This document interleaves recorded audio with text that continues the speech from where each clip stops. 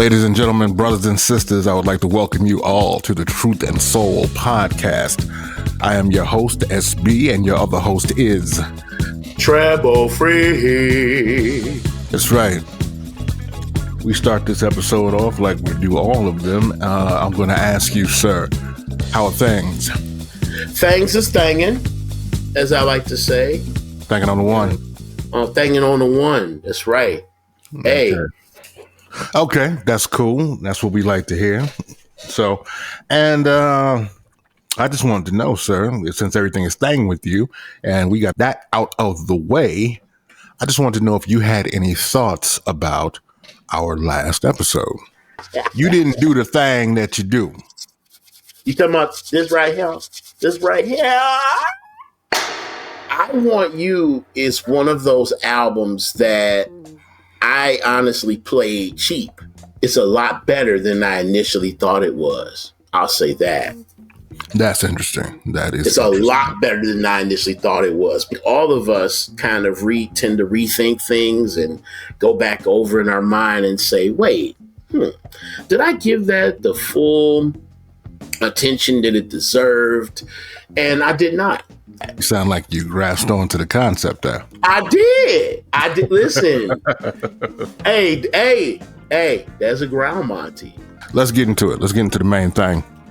All right. So we got an album up, and the suggestion that we break this album down came from you. So, brother, tell us what album we're going to be talking about today. We are talking about the 1973 release from Aretha Franklin titled Hey Now Hey, The Other Side of the Sky. Okay, let's get into it. So, I'm going to say this. When this album came out, and if you read reviews of it today, a lot of people felt that this album did not sell well. This album did not sell well. Let's just get that out of the way. And it has fair to middling reviews. But there are some people, and I'm included in that number, that believes that this album is actually one of Aretha's best. Where do you fall?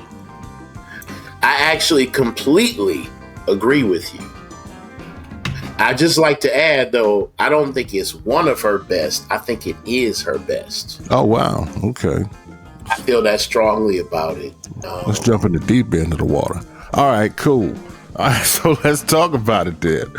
All right, so now, for someone who's unfamiliar, you pick this record up and you look it over, and there may be a name on this record that may stand out to you. Do you have any idea of whom I am speaking? Quincy the Goat Jones. Okay, so this album was produced by Aretha and Quincy Jones. Now, so we have to undo some revisionist history about Quincy Jones. We're going to talk about him as a producer. So a lot of people, they would like to believe, because they have not done their research, they've not read the history on Quincy. A lot of people believe that Quincy was always first call mainstream R&B and pop producer. He was not. The only splash that he'd made in the mainstream as a record producer was back in 1963. So 10 years prior to the release of this album, he produced one of his signings. I believe Quincy was the VP of Mercury Records at the time. And we can, double check that to see if that's right. But around that time, in the early 60s, Quincy produced a song, and it was a hit, for a Caucasian performer by the name of Leslie Gore. And the song was called It's My Party. Yeah. And so that was a success. But other than that, even though Quincy, found his niche as a composer for film and television. And that's what he was primarily doing at the time when Aretha chose him as, producer for this album. He did not have a track record in mainstream R&B and pop. He would not establish himself in that field until Off the Wall in 1979. So when you look at the album, you say, oh my God, Quincy Jones. That's not the way people received it back in 1973 or in the beginning planning stages of this album when Aretha named Quincy as her producer. It wasn't like, oh, woo, we're going to get Quincy. No, it was like, you chose Quincy? Okay. You know what? That's a good point to bring up. But I'll say this. For those of y'all who are looking at it from the lens of 1973 and 1972, when she started to work on it, and why, I think at that time she chose Quincy because she wanted to do a jazz record. This is true. The intent of these recording sessions was to deliver a jazz album akin to one of her previous albums that was successful, Soul 69. So even though the title is confusing, Soul 69 was a jazz album. And that's what Jerry Wexler at Atlantic and the other execs at Atlantic thought they were going to get. That's why they were cool with choosing Quincy as a producer. So now, why did Aretha choose Quincy as producer other than the jazz thing? Now, Aretha felt that her input into her Atlantic recordings, her arrangements, her instrumentation as a pianist, her writing, things of that nature, warranted production credit. Jerry Wexler, who was the producer credited on the previous Atlantic albums, felt otherwise. This album was a kind of a chance for Aretha to get the production credit she felt she deserved. But you know what? Let's not split hairs and get into a bunch of minutia. Let's get down into the meat and potatoes, into the nittiest of gritty. And side note, I listened to in editing, editing teasers and editing the episodes. I noticed I've been using my business voice for the last couple of episodes. And I think I know why, because anytime that I explain something at length, I try to be as clear as possible. So, and usually the only time I explain things at length is in my work life, my life away from these creative endeavors. So, and that usually requires the use of the business voice. I've been talking a lot of business as of late. So, yeah, anyway, point being. For what it's worth, I didn't catch it. Yeah, I caught it, but then that's me. You're hypercritical about your own stuff. You know what I'm saying? So anyway, of course. Like I said, getting back to the nittiest of gritty. Okay, so the first cut on this album is the title track. Correct. Who wrote this song? Aretha wrote this here. First song on the album is the title cut, Hey Now Hey, subtitle, The Other Side of the Sky. Hey now, hey, hey now, hey, we can groove on the air and space of where we're going our way. Hey now, hey, hey now, baby, hey, there's a certain something in the back of my mind that I'm knowing. Here's what it says. Why don't you tell us about it? Hey now, baby, hey, we're gonna be together for a lifetime. Brother, give me your reflections on this opening cut. I feel as if for an opener, I think this was uh, maybe the fail-safe plan for what should have been the first song on the album, I think. What do you it's mean a good by that? song. Well, the first song actually should have been Master of Eyes, which we'll get into later. I think that should have been the first song on the album. I'm going to disagree with you there, but we'll get back to that. Go ahead. And we'll get into specifics as to why. Because here's the thing. Aretha, and this is something we can cover more at length later, Aretha's albums up to that point were more of a showcase for a whole bunch of sides they did. She wasn't doing concept albums until this one. Granted, I know you mentioned Soul 69, but Soul 69, probably by Jerry Wexler standards, wasn't considered as a concept album. He's quoted as saying, "We don't get concept albums from black artists until Marvin Gaye's What's Going On in 71. Exactly. So they just cut a whole bunch of sides. And in that spirit, Hey Now Hey, or Master of Eyes rather, Master of Eyes was one of the many sides that were cut for this record. And albums. Hold on to that. We'll come back to that.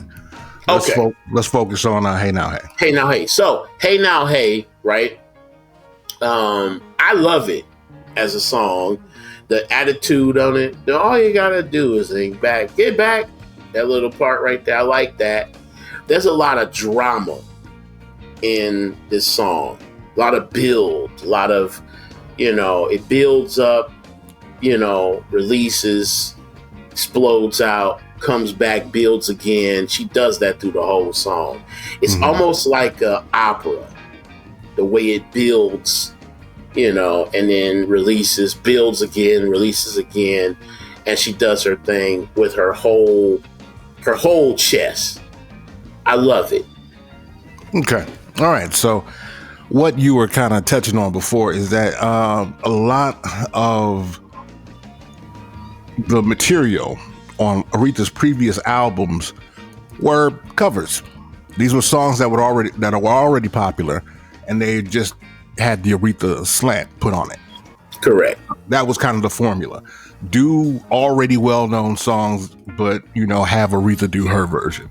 That was kind of the formula that Jerry Wexler was going with her.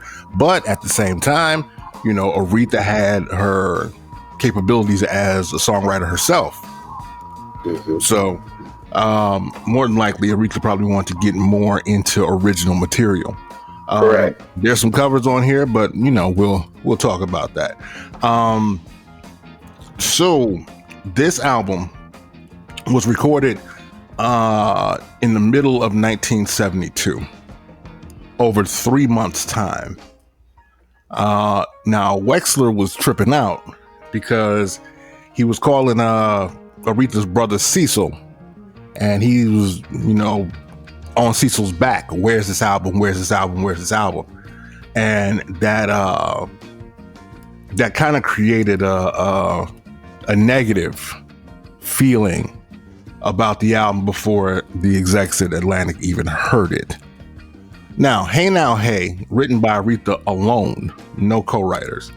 When you look at the arrangement and production of this song, first of all, I love the song. The song is funky, it's well written. Basically, Aretha is talking about a utopian place. Yep. A place where, far from the troubles of this world that we live in, where everything is all right. Mm-hmm. That's the basic concept of the song. But she actually musically takes you there.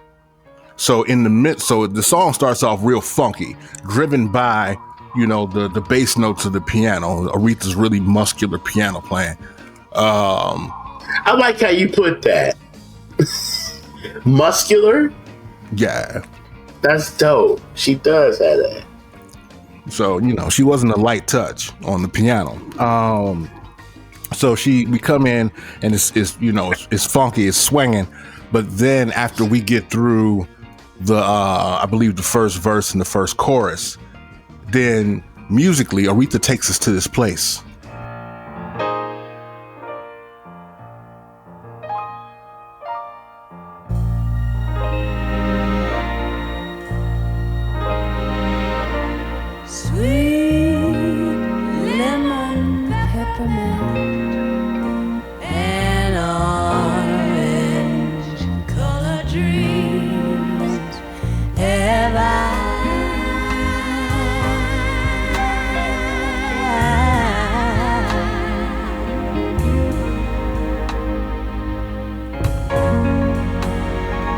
watching the clouds go by. Say this dreamy, nebulous place, peaceful, serene. You know what I mean? And she describes it in the lyrics. You'll hear critics who review this album, they'll say that Aretha was dabbling in psychedelia. And I don't know if I agree with that.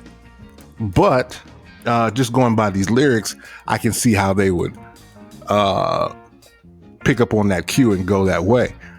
So she describes this place as sweet lemon peppermint and orange-colored dreams have I, watching the clouds go by, sailing the seasons on the other side of the sky.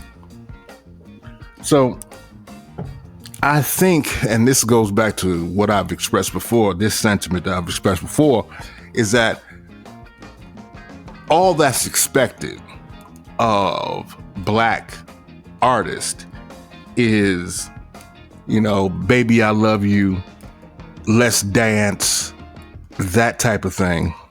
And anything other than that, you know, is met with confusion. You know, so we're not allowed to be abstract, or we're not allowed to be poetic. We're not allowed to be intellectual in our music. If we don't give you the stomp down boogie, then they have no use for it. So if they feel that way about it, that's fine. They can have that opinion, but I really dig this is an opener. Any follow-up on that? I'm starting to feel like DMX right now. What's that? Because, nigga, like, you know, and what you nailed it perfectly when you're saying, if we're not making them dance or we're not entertaining them as in fight wokes, right? Mm-hmm. They got a problem with us. They got a problem with us expressing our true creative selves. I don't like that. Yeah, God forbid we get esoteric, you know what I'm saying? You right. know, then they're like, well, what are they doing? Shout out to Eric Roberson. I figured you'd go there. Yeah, I don't like that, bro. I mean, I think it's very disgusting because Black people, we have our own, you know, intimate point of view of how we see things based on our lives and the lives we lead and how we deal with things, right? Even though humans are humans and everybody's human, I get that. But based on our struggle in this country, we definitely have a defined point of view of how we see things. And it's different from white people. And the least they could do is respect that and let us do our thing, right? But they don't even want to do that. I mean, I'm putting this all the way back on Jerry Wexler. God bless the dead, but fuck him too. I'm putting that on him. You know, I mean, on the Chris Gowes of the world, all of them motherfuckers, man. This shit is disgusting. Like Robert Chris Gow. I was kind of taking it easy on him in previous episodes, but after hearing him on the Wonder of Stevie podcast, talking to Wesley in conversation with Wesley Morris, and Wesley Morris giving him a pass, it just he needed to be called out. Chris Gow needed to be called out. Everything Chris Gow said in that conversation is what's wrong with people who are not qualified to evaluate Black music doing so. Not at all. You know what I mean? You're not qualified. If you don't know anything about the subject, you're not qualified to tell you if it's good or not good. You know what I mean? Exactly. But let me also, as a quick side note, let me let Wesley off the hook here, right? Mm-hmm. I think Wesley is a very talented, excellent writer who is very indicative of the same Black excellence, the pool of Black genius, as it's said, mm-hmm. that people like Aretha and Donnie come from and Stevie comes from, right? But at the same time, see, the world not accepting us on our own terms makes us doubt ourselves sometimes. And we want to be open and fair and honest and conciliatory to other people's views. Man, fuck that. We don't have to be. We don't have to be. But I respect that Wesley tried that approach. He tried the kindness. He tried the conciliatory. So let me say it for him. Fuck Robert Christgau. Fuck you, bitch. All right. Let's put a bow on that. Let's move on to the second song. Now, this is a cover. And let's make no mistake. Quincy Jones brought his flair for arrangements to this album. This was supposed to be a jazz album, but before you knew it, it wasn't a jazz album anymore. It was a little bit of everything. The record company was nervous. But right here, we get a show tune. We get Somewhere. We get Aretha's reading of Somewhere. Somewhere is written by Leonard Bernstein and Stephen Sondheim. It is from the musical West Side Story. I know that there's time together, just a little bit of time to spare. Time to learn, oh, time to care.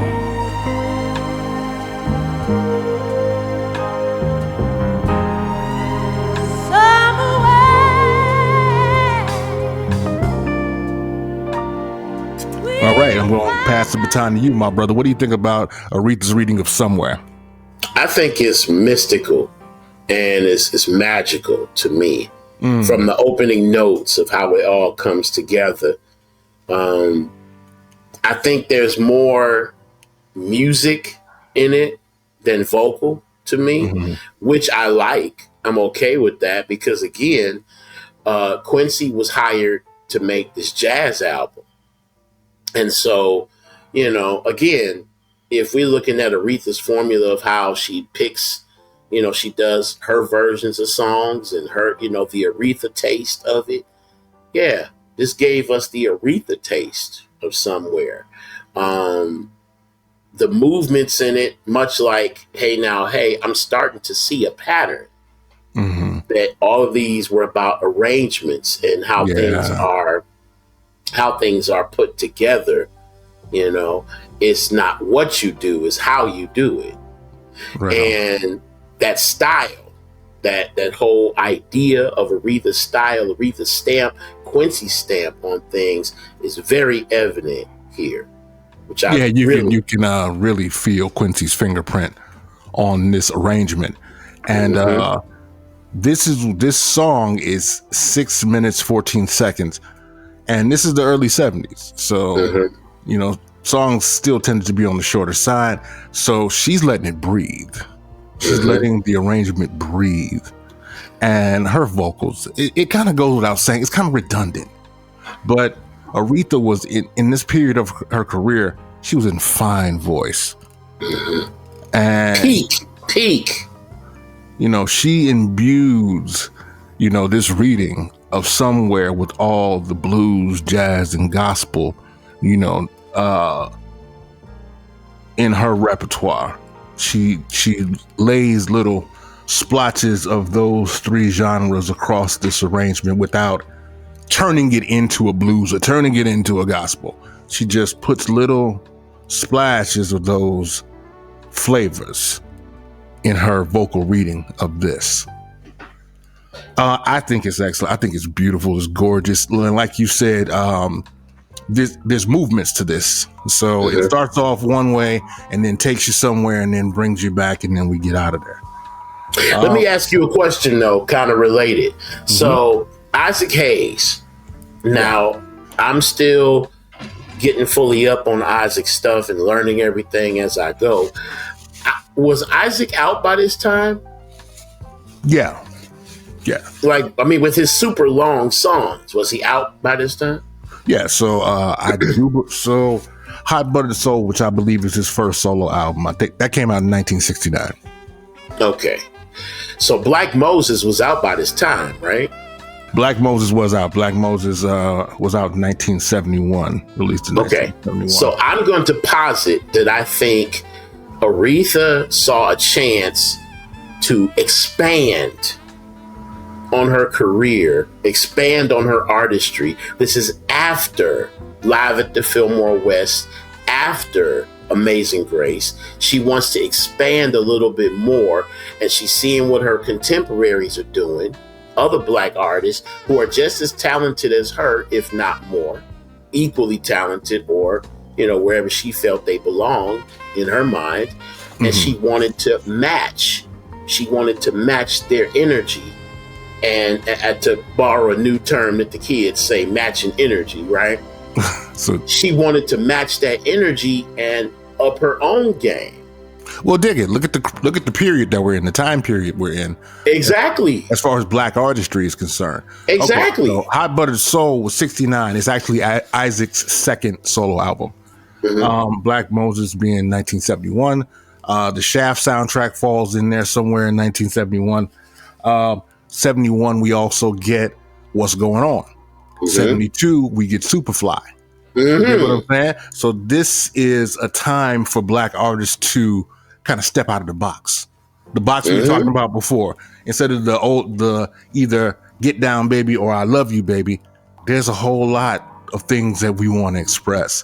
And we want the freedom to do it the way we want to do it. It doesn't have to not to mention 72, keep in mind, we getting Stevie then. Yes, so Stevie dropped Music on My Mind in 1972. Prior to that, he dropped Where I'm Coming From. Right. Talking Book. Yeah. Talking Book. Yeah. So yeah, this is a fertile creative period for Black artists. Mm-hmm. Black artists are feeling like, yeah, I can stretch out. You know, I can do what I want to do right about now. So that I have no doubt that had an influence on Aretha and her vision for this. Mm-hmm. Now, I'm gonna put a bow on that unless you got any other thoughts about it. I did want to go back real quick and correct some information we shared at the beginning. Mm-hmm. I'm looking at the liner notes to the 1994 reissue of Hey Now Hey, and it actually says that this album was recorded over a 6-month period in 1972. Really? Yes. A total of 20 songs were recorded and 11 tracks were never used. Well, that's true about the 20 tracks. Yeah. So right. But the 6 months is what I wanted to correct, because you said 3 earlier, but it's actually over a 6-month period. But go on. Okay. All right. Well, we can check that against some other sources and verify. But if you got any other thoughts about Somewhere, then kick it off. But if not, we can move on to the next joint. Are you saying we can go somewhere else? we could definitely go somewhere else. Okay, let's do it then. You know I love you, baby, from A to Z. But something about you keep worrying me. Sometimes you love me and sometimes you don't. Sometimes you will and then sometimes you won't. You're so swell, baby, when you wet. You're so swell, baby, when you're wet. You're so swell, baby, when you're wet. So, your thoughts on So Swell When You're Well, another Aretha composition? Let me tell you, listen, man. I keep trying to think of different things to say, but I'm so stunned. As Blanche famously said once, I'm just stunned. I'm stunned. You know, it's another excellent run, another excellent song. Her attitude carries it. You know, the only way Aretha can. It's a brilliant song. I really love it, man. It's just got this vibe to it. Now, this particular song, this one is just straight up R&B, just straight down the middle. But to me, I'm hearing kind of a New Orleans flavor. Ooh, coming out of this one. We got Aretha on piano again, and I'll probably edit this back. But on Somewhere, during the second movement, the instrumentation is sparse, and Aretha is accompanying herself on piano. So when you move over to this cut, you still have Aretha on the piano. Correct.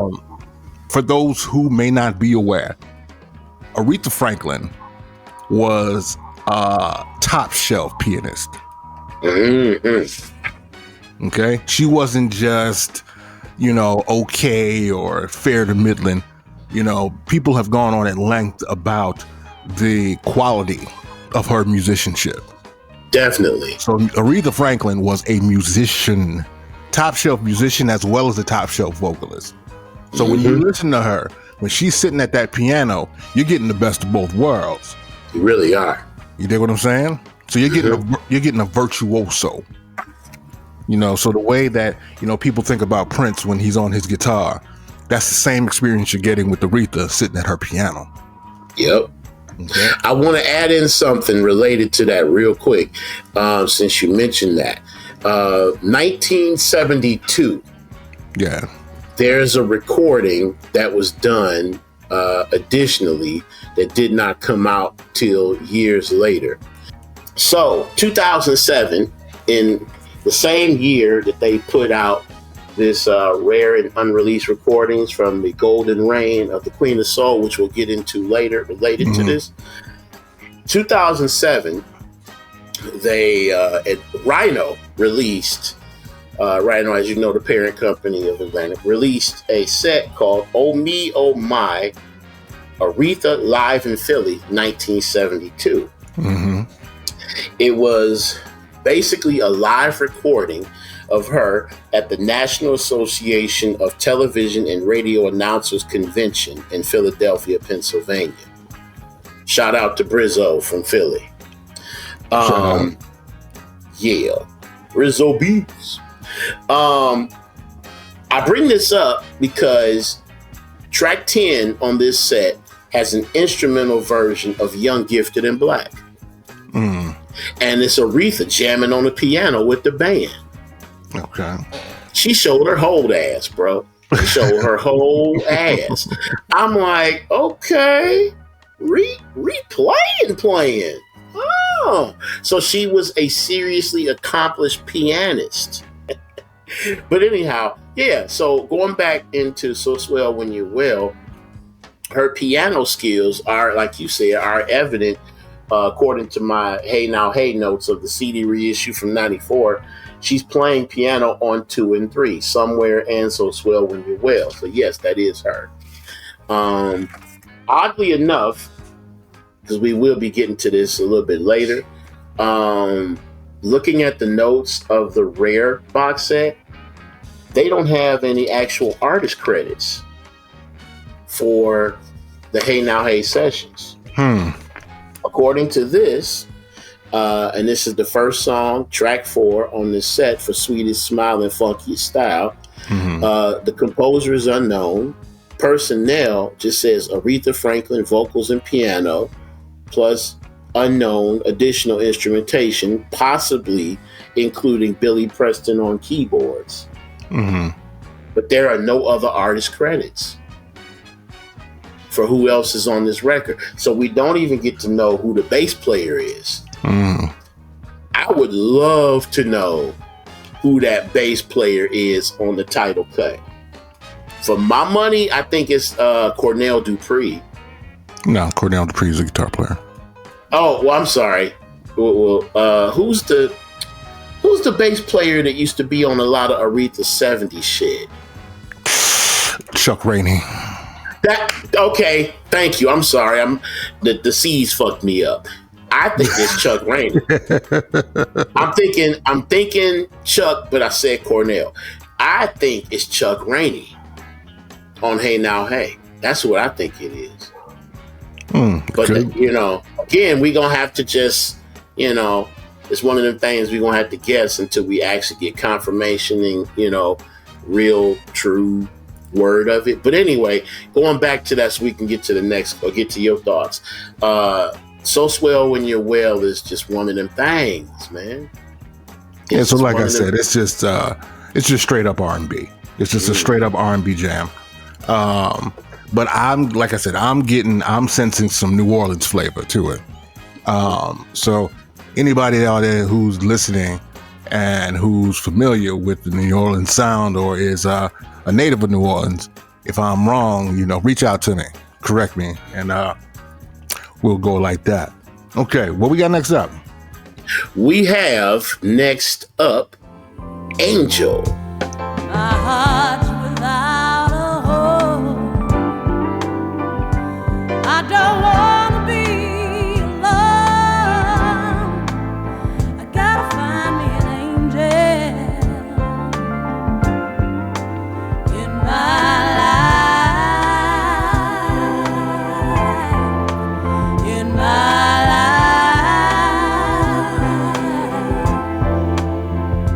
Too long have I lived. All right. Not dig.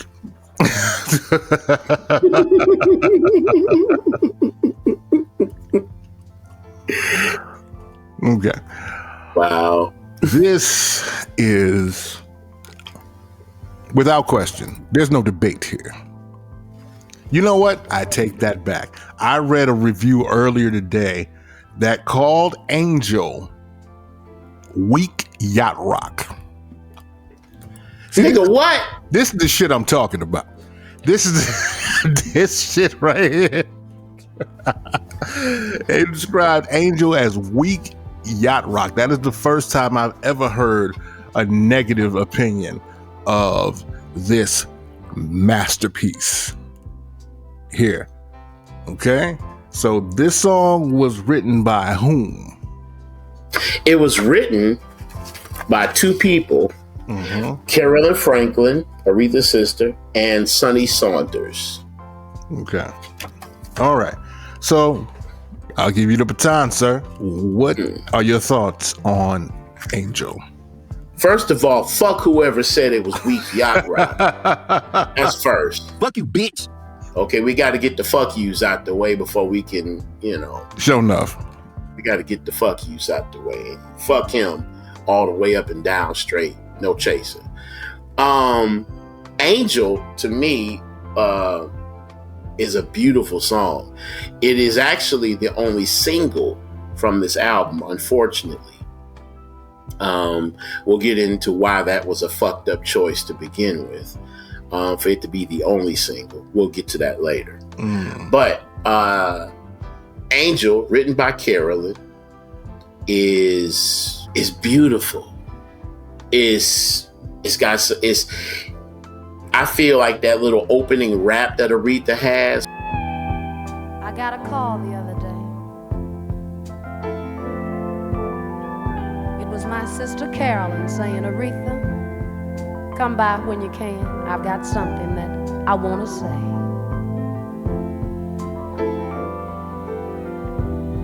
And when I got there, she said, rather than go through a long, drawn-out thing, I think the melody on the box will help me explain.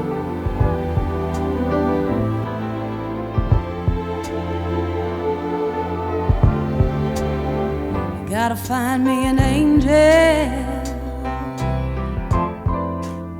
Fun fact, Aretha performed that monologue every time she sang Angel live. Really? Yep. That's dope. Ooh, that's dope. That's so dope, man. I love it. Carolyn Ann Franklin was Aretha's younger sister. So Carolyn was also a talented singer in her own right. Got her own albums too. Aretha had two sisters, Carolyn and Irma. Both, both, no joke, vocally. But Carolyn had a gift for songwriting. And this was not the first hit that Carolyn wrote for her big sister. Correct. Wasn't the first one Ain't No Way? Ain't No Way. Right. Ain't No Way. So. Ooh, yeah. With Sissy Houston in the back. Dig it. Okay. Now, here's the thing. I just said that I feel that this is a classic. And most would agree with me. Mm-hmm. You'd be hard pressed to find somebody like that asshole that said it's weak yacht rock. Yacht rock didn't exist. Even though I feel yacht rock is not a correct term for the music that they're describing with it. Even with that, yacht rock didn't exist in 1972 when they cut this record. So I'm like, dude, you just talking out the side of your neck. You understand? Talking out the side of your neck. Just running your mouth. And if we ever get into another Aretha Franklin album breakdown, which I think we might, I don't know. Oh, yeah, I think we should. We're going to hear more about the relationship between Aretha and her baby sister. Okay. Oh, nice preview, my nigga. So dig it. This was released as a single, and it was a massive hit. Mm-hmm. So, according to Jerry Wexler, if not for this song, he feels that this album would be a complete wash. Oh, Jerry. Yeah, the only success associated with this album comes from Angel. Okay. And if you've not heard Angel, then you need to cut this podcast off. And go listen to that shit right now. You need to go and listen to it. Not now, but right now. That's right. And then when you're done, bring your ass back here so we can finish it. Don't leave us hanging. Like Tata Vega said, right now. That's right. Okay. All right. So I have nothing else on Angel. What say you, sir? I got one other thing to add. Run it. The sax part, it is credited in here in the featured soloist section. The tenor sax is by Joe Farrell. Okay, nice. I believe that's Farrell, not Pharrell. It's Joe Farrell. Yeah, Joe Farrell. Joe Farrell, to those of you who are producers, the famous Upon This Rock break. Yeah. Is what you should know most about him. No, what you should know most about him is his artistry on the saxophone. And the fact that one of his records contains a famous break beat should be secondary to That's fair. To That's what fair. you know. To That's his fair. his gift on the saxophone. That is fair. That's fair. All right. I'm sorry. Let me get off this soapbox and smash No. it with a sledgehammer.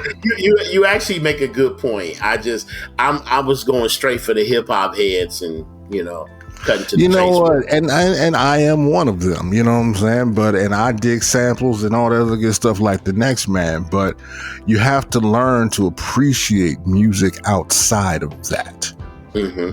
You dig what I'm saying? So a lot of people, they can only listen to samples. They only want to hear the 2 to 5 seconds that was sampled for, whatever. You know what I'm saying? They don't have any appreciation for the original song itself, and that and you miss out on a lot of good shit. How many times have you hunted down the sample, but then you listen and you're like, wait a minute, this record is dope. Mm-hmm. This album is dope. And you find yourself a new favorite artist or a new favorite album. You dig what I'm saying? That's happened. That's happened way too many times for me. You dig what I mean? So, yeah. Like I said, I'm off the soapbox, baby. All right, let's get into the next one. Let's move it along. What we got next? Sister from Texas.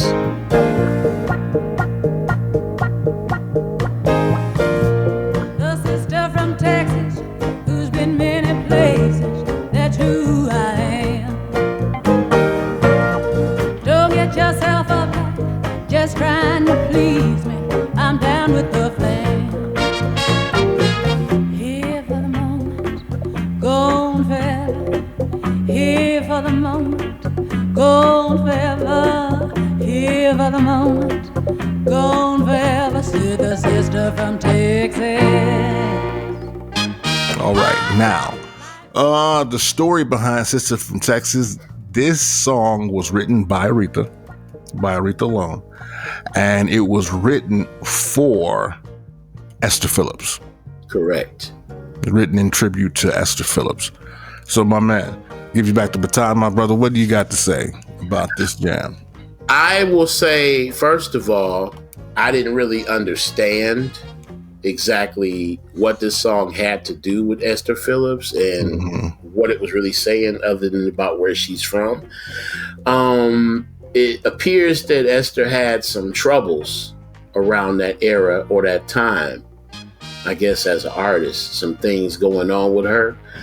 And I guess Aretha wanted to reach out to her as artist to artist, and she used this song to do it, which I thought was really cool.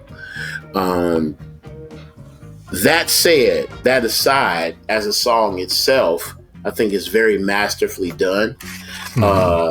Written by Aretha, by herself, according to this. And it's also, according to the notes I'm reading, it was the flip side of Angel. Okay. So she made this song the B-side of her most popular single from this album. And I thought that was a cool reach out. We've seen many times in the music where artists are, conciliatory to each other and giving respect to each other within within their arts, and, reaching out musically saying, hey, I remember you. How you doing? You okay? And I think that's basically what Aretha was doing here. And I thought that was very cool, especially considering Aretha had a bit of a reputation of kind of being,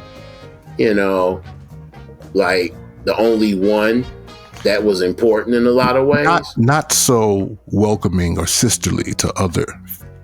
That's a good way of putting it. Yeah, that's what I mean. Yeah. So for her to do that, when this was normally her mode and her way, I think that's very fucking cool. I would think, if I can be maybe 5% messy, I don't think she saw Esther Phillips as a threat. That's interesting. That's an interesting point to make. That's kind of maybe why she felt, hey, it was okay to do that. Also, for it to be about Esther Phillips, in a way, educates us about Esther Phillips herself. The little bit that I do know about her is her works on CTI and Kudu from the 70s. I have a couple of those albums, and Esther Phillips was a dynamic singer. Yeah. Dynamic, especially like she was almost, I'm not going to say almost. I think she was equally on Aretha's level. Oh, I think she was. Well, I mean, you are entitled to your opinion, sir. I think she was. Now, that's not to say that. Now, honestly, listen, we could talk about vocal talent. Now you got to dig where I'm coming from. Now, right. the reason why that kind of makes me raise an eyebrow is because it is my personal belief that Aretha Franklin is the best singer of all time. I believe that the top spot belongs to her and no one else. And anybody else that you name, as dope as they may be, secondary. I remember there was a phrase in something I was reading that made me chuckle.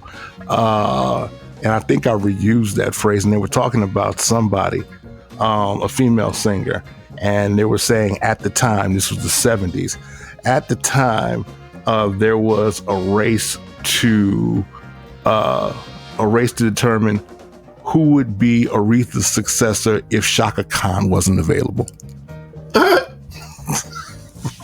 Damn. So, wow. There's that. Now, as far as Esther Phillips is concerned, Esther Phillips is known for battling a heroin addiction. Ooh, really? She very famously remade Gil Scott-Heron and Brian Jackson's Home Is Where the Hatred Is. Right. Is that? Oh my God. I never knew that. Yeah. So. Ooh. You know what, y'all? I'm geeked because of the foreshadowing here of what comes next. But we'll get into that in about 5 seconds. Yeah. So carry on. All right. So, but no, in the lyrics to "Sister from Texas," Aretha sings the song in first character. So through the perspective of Esther, you dig? So kind of just giving a basic, overview of the type of lady she is. She says, the sister from Texas who's been many places. That's who I am. Don't get yourself uptight. Just trying to please me. I'm down with the flame. Hard look nights, just like I see. I don't try to color over it with rose. Do you know that pride can kill you? I don't try to spike my pain with my nose. So. Ooh, people are here for the moment, gone forever. Here for the moment, gone forever, said the sister from Texas. I've seen of come and go for as long as I've been here. Yeah, there just ain't very much more now that can make me cry. Yeah. Woman was born to love and to lose man and vice versa. There's just one more thing I gotta get up to, and that's the real that I was born to die. Damn, I didn't know these lyrics was this deep. Because I'm only meant to be a basic bitch right now. I've listened to this song multiple times and never really thought about what she's singing on here. Yeah. Wow. So yeah, I invite you to do a little research on Esther Phillips, grab a couple of her records, especially her excellent remake of "Home Is Where the Hatred Is," and then come back to the song with some perspective. You dig? Yes. And right about here, I think we need to do something. Flip that joker over. We need to flip that joker over. I meant to say it the other way. Flip that bad boy over. Yeah. So in this case, since Puff is in jail, we ain't gonna flip that bad boy over. We'll leave that for somebody else to do. Ooh! Whoa! Stop! Pause.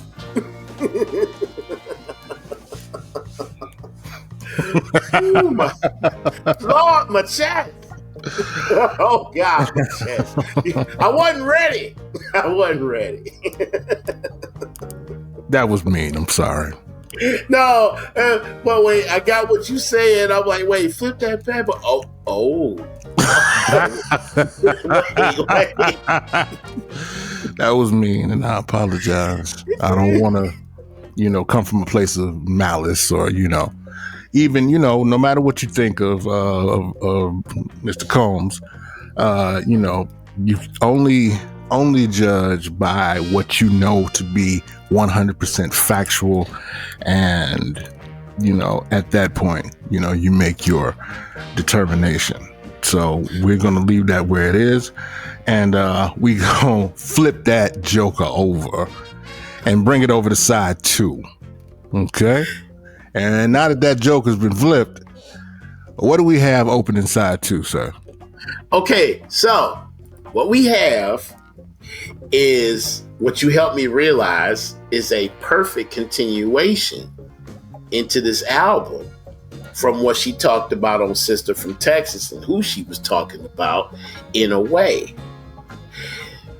The first song on side 2 is Mr. Spain. That's right. Yes, Mr. Spain.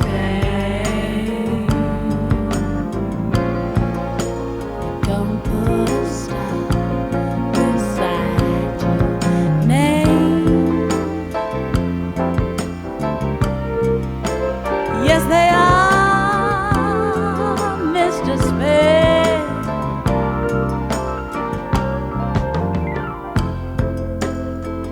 I can speak your language. If you listen. Written by Carolyn Plummer. Yes, indeed. Who I have no idea who she is, but we will find that out at some point in our lives. Poet and songwriter. Now, So you made this link. Enlighten the people. What link did you find between Sister from Texas and Mr. Spain? I didn't know that Esther Phillips dealt with heroin addiction until you mentioned it. I really didn't know. I was not aware of that. I did not hear about that.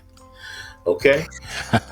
So Mr. Spain is about a man with a heroin addiction.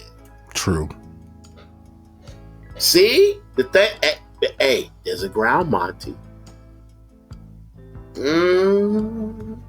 So I found that very cool when you mentioned that. It's like, oh shit, because Mr. Spain is the very next song, and that's by the Heroin Jones. Dope. Yeah. Now, so the Sister from Texas is a hard scrabble woman, hard luck woman, and so Mr. Spain, Aretha is coming singing this song from the perspective of the significant other of this brother with a heroin addiction. wow, really? Yeah, so the very first lyrics are, I can feel your blackness and your manhood and your love. Okay. So yeah, so this is it you know what, it doesn't have to be a significant other. You know what I'm saying? But it's definitely a female energy supporting a male energy, because she says it outright, you know, your manhood. Right. Okay. And the song is called Mr. Spain. So we're talking about a man here who's struggling with this heroin addiction. And when we were doing show prep last night, I was talking to you about, we were discussing the heroin epidemic that plagued the black community in the 70s, especially the early 70s. Right. Especially after Vietnam War. Yeah. Yeah. So a lot of brothers who went over to Vietnam came back with Heroin Jones. And that is illustrated in the movie Dead Presidents. So Chris Tucker plays a character by the name of Skip. A neighborhood boy goes over to Vietnam with his friends. Anthony, played by Lorenz Tate, and while he's over there, he gets addicted to heroin. He brings that heroin habit home with him. So yeah, there were, in the early 70s, there were a lot of brothers, you know, fighting that the heroin addiction. And if you look on the back of the record, there are, we talked recently about the cover art for Around the World in a Day by Prince. And how each song has a physical representation in the character on the cover. Oh shit! So you see something like that here. I do. It's a needle. But look at who's in front of the needle. Oh shit, nigga! So you have a brother man, a black man, dressed in a matador's outfit, and he's waving the thing against the needle like it's a bull. Exactly. God fuck. Why was this not a single? That would have been brilliant. Niggas needed this in 73. Woo! Fuck Jerry Wexler. Niggas needed music like this to speak to what we was dealing with in 73. Let me tell you why. I think they didn't give us this because they gave us the drugs to fucking begin with. Now, the choruses, they kind of alternate. So it's not the same chorus every time. So in the middle of the song, in that chorus there, she says, Mr. Spain, no, don't do that. Mr. Spain, don't you put another needle in your vein. Ow! Mr. Spain, please. This is ballad tempo.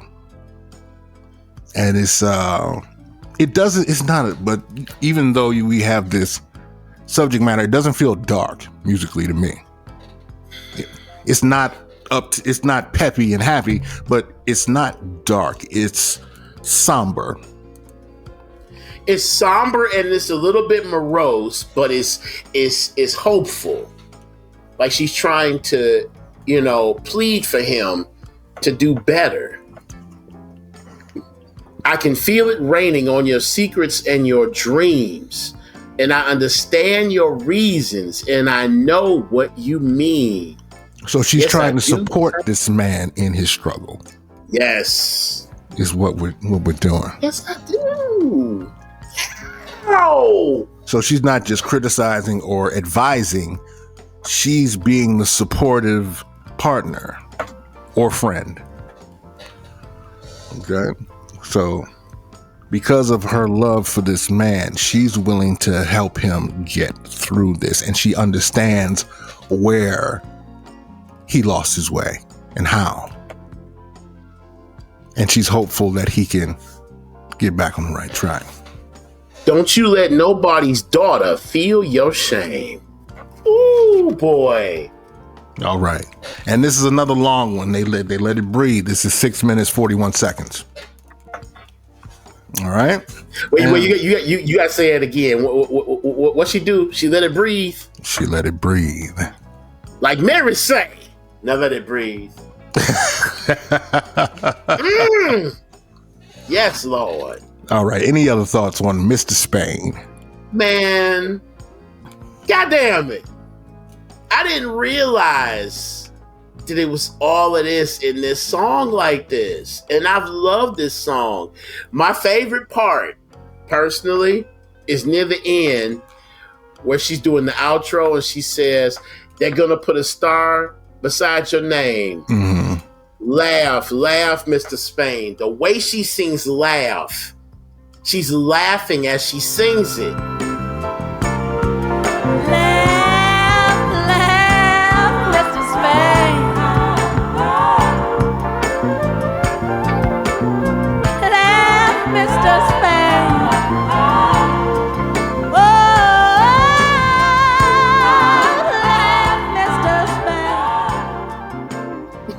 When she did that, I got all my life. I loved it. I was like, yo. Again, I said it before, and it's just, it goes without saying, it's a given. Yeah. But Aretha was especially in her bag vocally. Man. On this record. Say that one more time for the congregation. No, Aretha was definitely in her bag vocally on this record. Motherfucking goddamn bag. Shit. Woo!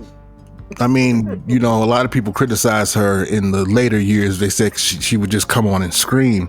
Here, we're getting creative approaches to the reading of these songs. You dig? Restraint and control and development of the songs, building them from the ground up slowly to a crescendo. Yeah, she built that shit. She's experimenting with the form. So these are the things that these offhand reviews and critiques miss. You dig? All right. As I said earlier, just to recall what I said earlier, and I mean this shit with my whole chest. Motherfuckers with no soul can't tell you shit about soul music. God damn it. The fuck out of here. All right, let's keep it moving. What do we got next, bro? We have her stunning reading of That's the Way I Feel About You. I know you've been hurt, so have many others too. But that's the sacrifice that life is gonna put us all through. Yes, trust in me, I'll trust in you, and have no fear. Sometimes I look at you, baby, and wonder if God sent you here. Okay, now this was a hit for Bobby Womack. Correct. The previous year, 1972. So the same year that this was recorded, it was a big hit for Bobby Womack. This is the song that kicked off Bobby Womack's solo career. successfully rather. This song was written by Bobby Womack, Jim Grisby, and Joe Hicks. Okay, now Joe Hicks. Now little history here. Okay, in the early 70s, Bobby Womack hung out a lot with Sly Stone. So, and Joe Hicks, one of the co-writers of this song, hung out with Sly a lot too. As a matter of fact, Joe Hicks was signed to Sly's label, Stone Flower. Really? Yeah. I do see Joe Hicks single, Life and Death in G&A. Yeah. So I see that single, part 1 and part 2. Both Bobby and Joe Hicks was real tight with Sly around this time. So this is 1972. So this is between There's a Riot Going On and Fresh. So that's okay. That's the time period we're talking about here. This is Aretha's reading of That's the Way I Feel About You. Mm-hmm. And this is also a favorite. You know, it didn't come out as a single, but this is a favorite. A lot of people kind of A-B this with Bobby's version. Yep. So what sayeth you? I feel like I like both equally on their own terms because they both have different energies they bring to the song. Bobby's is, of course, a classic. I mean, undeniable classic, the way Bobby sang it. But now Aretha brought her energy to it. It's a lot like Aretha's remake of Didn't I Blow Your Mind This Time? Isn't that the Stylistics? Or wait, am I messing that up? No, you're right. Okay. So Aretha does a cover of Didn't I Blow Your Mind This Time on the Young, Gifted, and Black album. And her arrangement of it brings a whole new energy to it that's not like the original. So if you're going to cover somebody's thing, you got to come with the propane and the accessories. Shout out to Dr. Club, right? So shout out to the doc. Right. So that's what she did on this. And she got all type of explosive energy on it. I think she did great. It's one of those, I would say, 195 things that I've mentioned before. You know, where Bobby is 100, Aretha came with a strong 95, 96 on it. Mm-hmm. You know, real strong. And all her chest, all her energy, all of that. And I love it. And once again, she stretches out. This is 7 minutes, 10 seconds. Mm-hmm. Yeah. So she gets good and comfortable. Yes. It's listen, it ain't a couch, it's a sofa. You dig.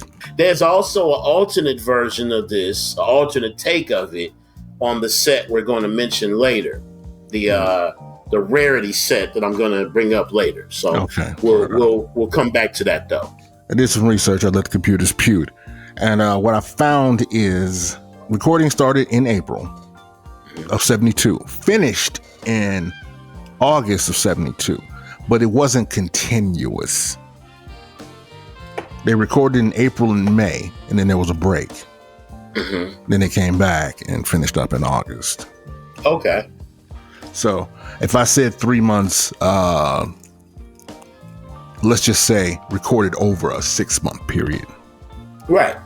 Okay, so that's accurate. So recorded in 3 separate months in 1972 over a 6-month period, to clarify. That's a good way of clarifying it, because that's exactly what happened. So yeah. Sort of what contributed to the delay was Aretha's growing fear of flying. Really now? Yeah, this record was recorded in LA at the record plant.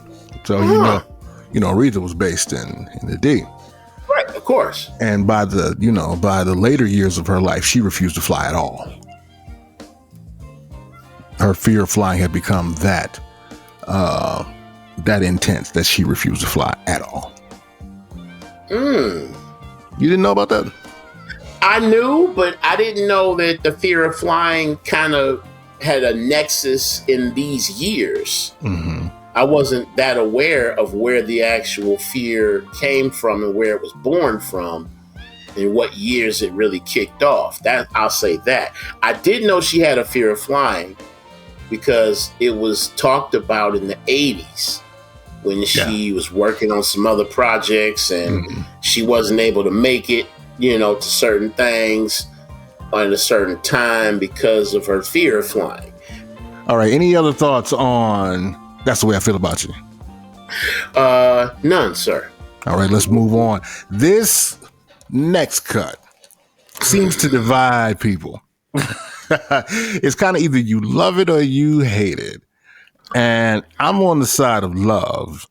So I'm a candidate for love. So what's the next song? TS. Okay, TS. I see you. You caught that. Yeah. So what is the next jam on this album? Moody's Mood. There I go, there I go, there I go, there I go.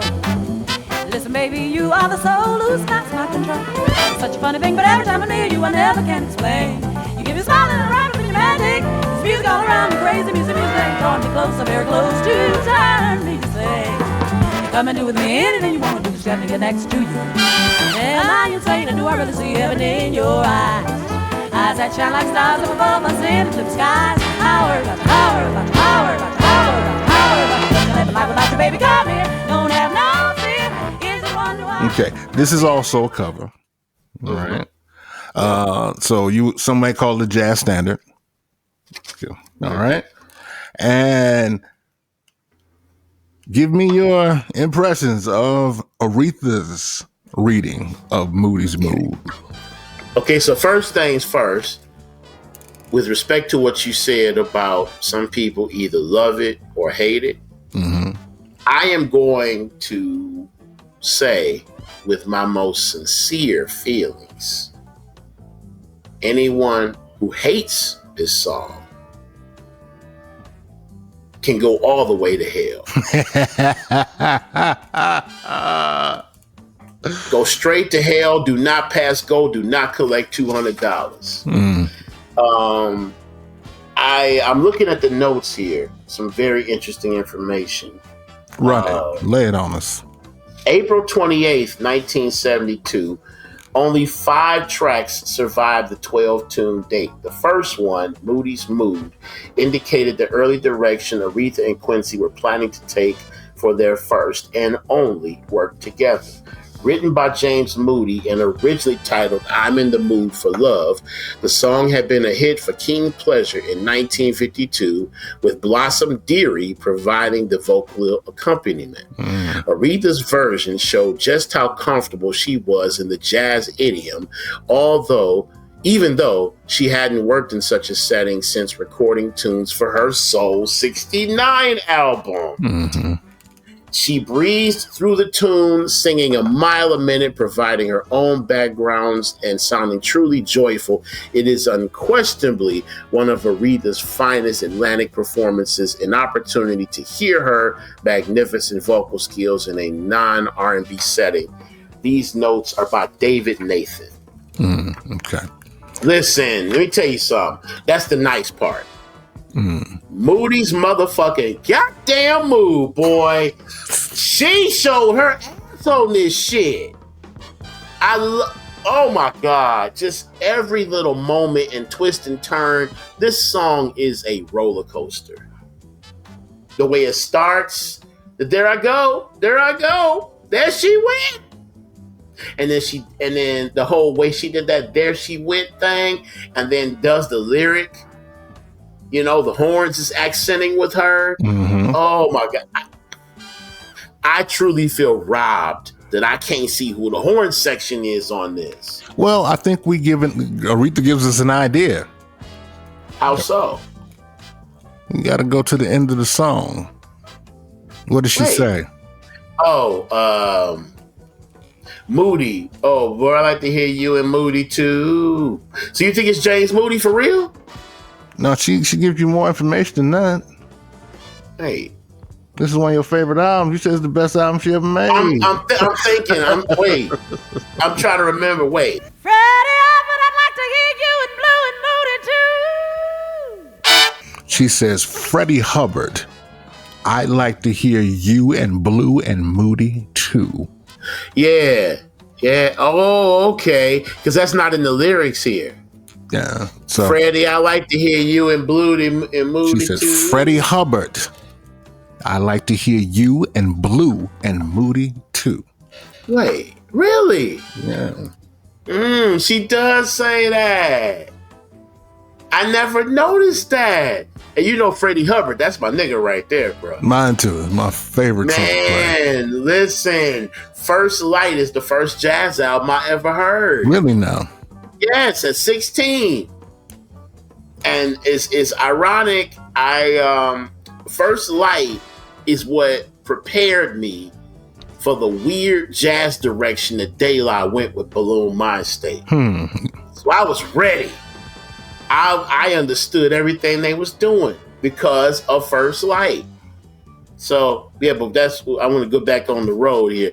Moody's Mood, man, is just magical.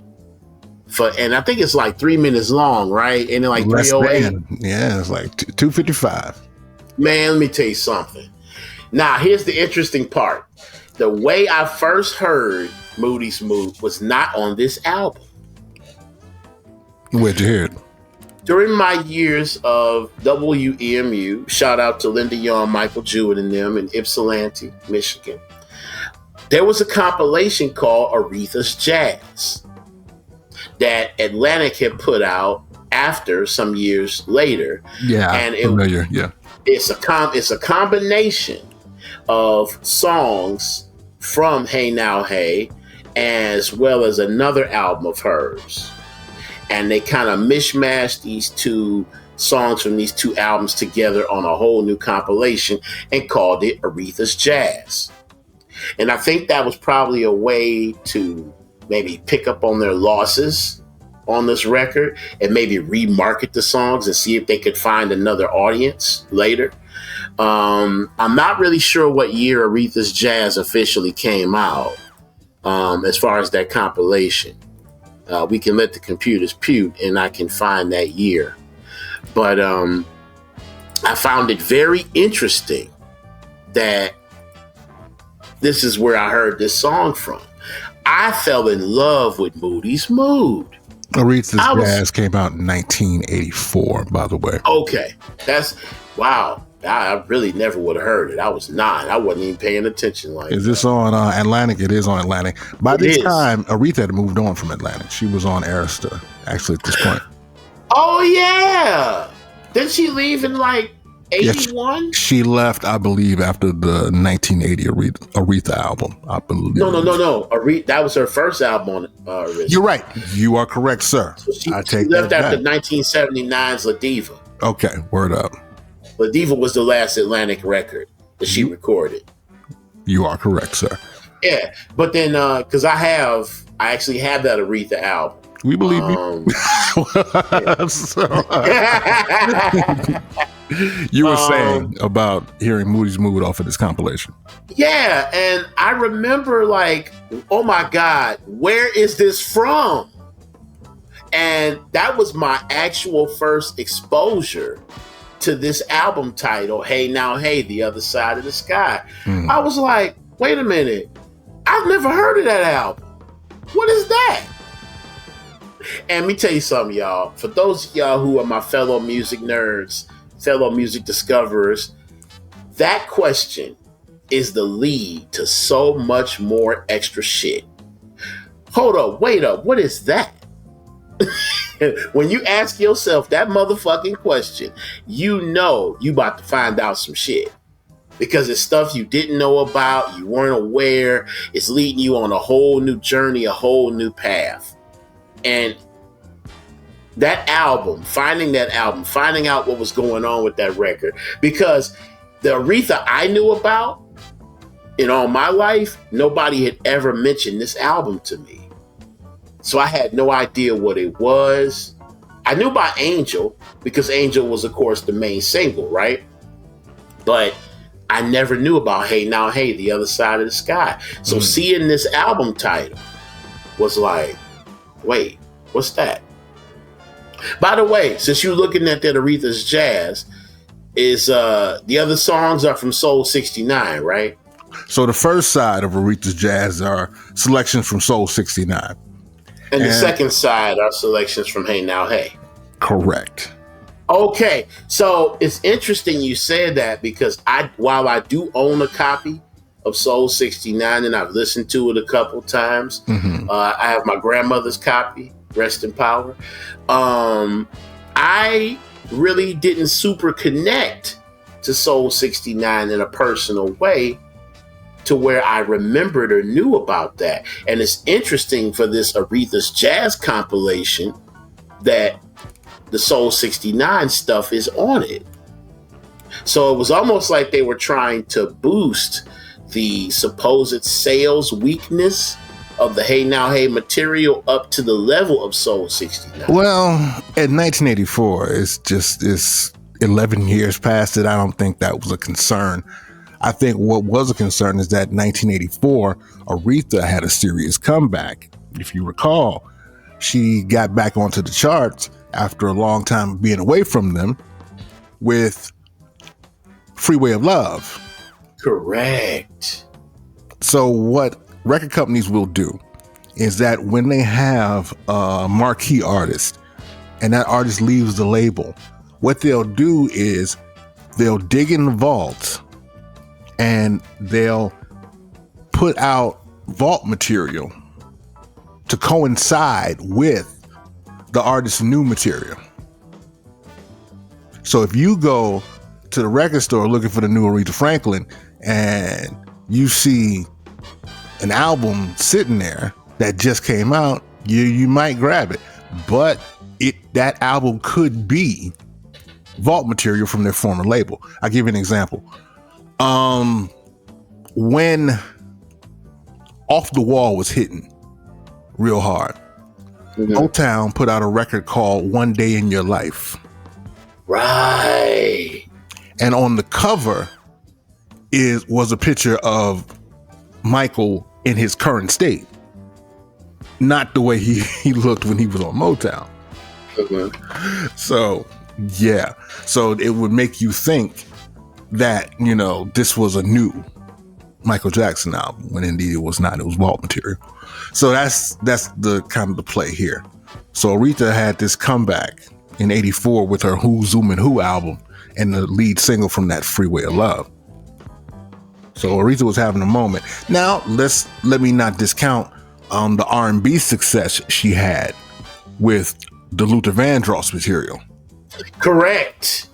From 82, 83. So jump to it and get it right.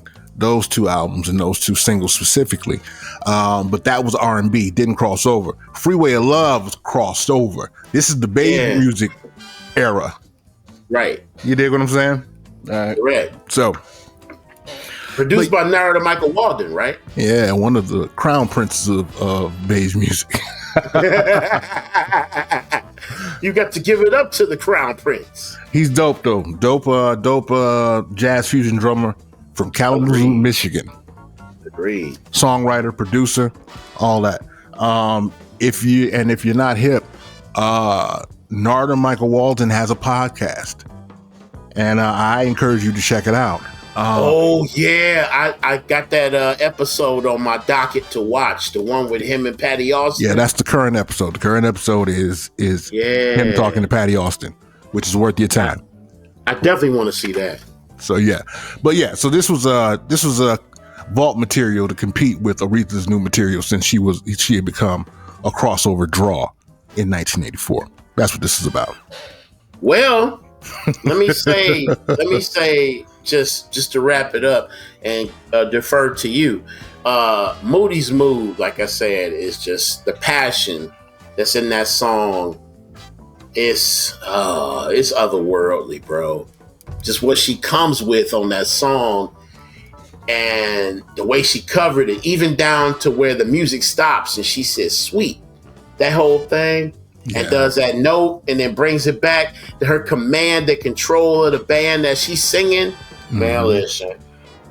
The fact that Moody's Mood was not a single was a seriously lost opportunity. You think so? Do you think the market wanted a straight ahead big band jazz single from Aretha in 1973? Listen, white folks got no problem doing old shit, calling it new all the fucking time. I mean, this album was already struggling. It was dead in the water upon arrival. You know what I mean? So I posit that it was dead in the water because they wanted to kill it. Now, that's my opinion. I don't have proof, right? And at some point, I may be trying to continuously get proof to bolster my case. But I think they wanted to kill it because they didn't do it. Because it wasn't from their hands. That's what I believe. Now, Wexler says that he had no problem with Quincy producing this record, but that was under the guise of it being a straight up jazz album.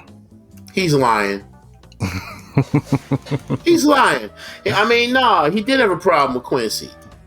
Well, he had a problem with Quincy once Quincy started working on the album and it became something different than what he was promised, and it took way longer because according to Wexler, they knocked out Aretha albums in a couple of weeks. But wait a minute, and according to what Wexler says in the notes of this, or what's said about this, they didn't do albums. According to Wexler, they just kept recording different sides of Aretha, different sides on her, and when they got 10, they made an album. That's what they did. So they never went in the service of trying to do an actual concept, trying to go somewhere different than where Aretha had already been. And here's the thing. Record companies always want you to do the same shit in a different box. Yeah. They don't want you to be the original, beautiful, brilliant, vibrant motherfucker that you know you can be. They want you to just do this one little thing. Hey, do the thing. Yeah, I look good in that. That's all they want you to do. Do the thing. Do the thing. Bad. Yeah, I look good in that. That's all they want you to do. Do the thing. That's bad. That shit is bullshit, bro. Like Aretha in 73, especially after what had happened, she went back to the church and did one of the most powerful albums of her whole career. After doing one of the most powerful live albums of her career, she really was feeling creatively, expressive, and really wanted to put her heart on the motherfucking tape. Right? And they weren't for that. No, just do the thing. That's all they want, is for her to do this one thing. Like she's a David Letterman pet trick or something. Mm-hmm.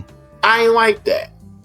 I did not like that. Well, let's hear. This is Wexler. This is from the David Ritz biography of Aretha Franklin. Aretha asked me if I had any objections, and I assured her that I had none. I had produced 10 albums on Aretha in 5 years, and there was no reason why she shouldn't venture out in a new direction. I thought Quincy was a good choice.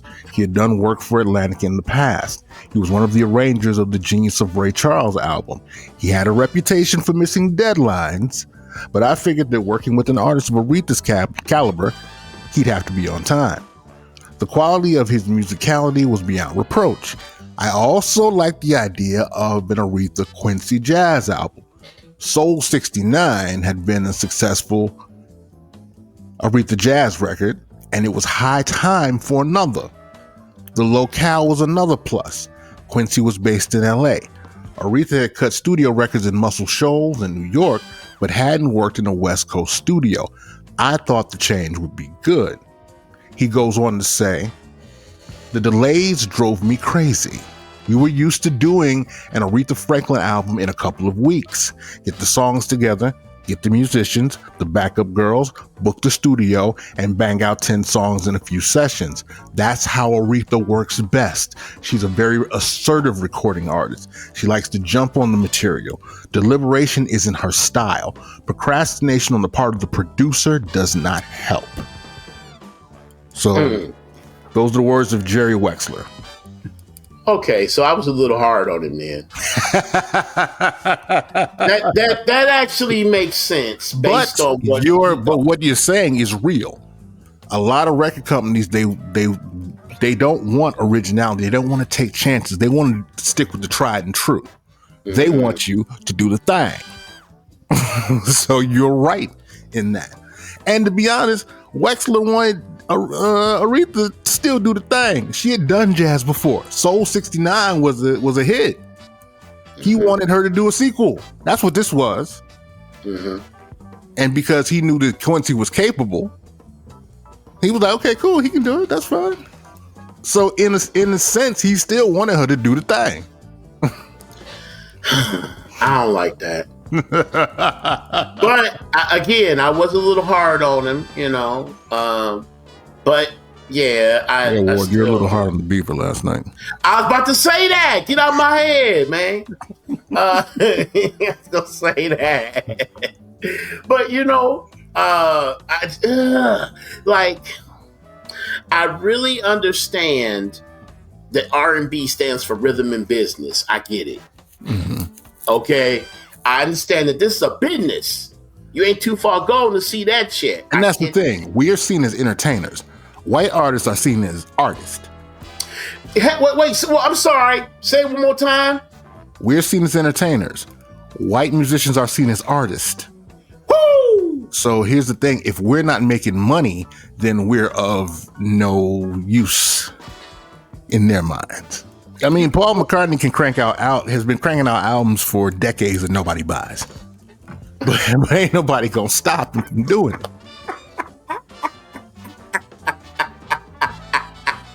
Wait. And if you think that I'm being tough on Paul, if you think I'm being hard on that Beaver, then I remember going back and researching the reaction to his first solo albums, and the music press was kind of like, "That's it?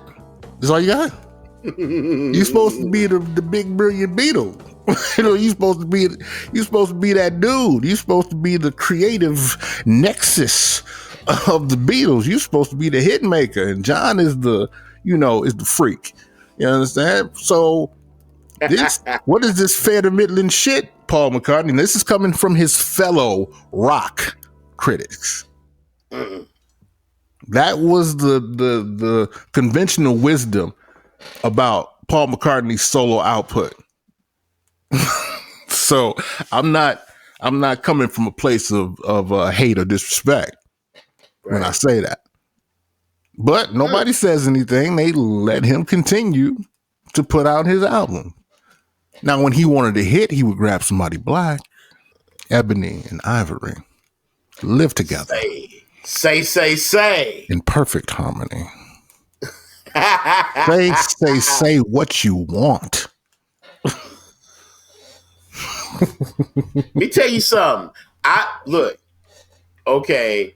And we gonna drop a bombshell on you about that say at another point in the future. But go ahead. I digress. I'm just gonna say real quick, bro. Like, in accordance with what you saying about him, I had no fucking idea who he was until I heard "The Girl Is Mine" and say. I didn't know who this dude was. Wow. I didn't grow up with the Beatles like that. I mean, remember we were talking about Twist and Shout and how most people don't realize that's an Isley Brothers song. I didn't realize that. I did not hear about that. Okay, I didn't know that until somebody actually pulled my coat and told me. Shake Your Thing, Salt and Pepper. I didn't know that was the Isley Brothers. Mm-hmm. Right? And you know what? Let me be fair. I'm not saying Paul never had any solo hits. He does. He has enough solo hits that he can do concerts, and He got jams. Yeah. He got greatest hit compilations and all that other good stuff. But the ones that broke the bank, I mean, it is what it is. But anyway, back to Sister Ree, back to the Queen.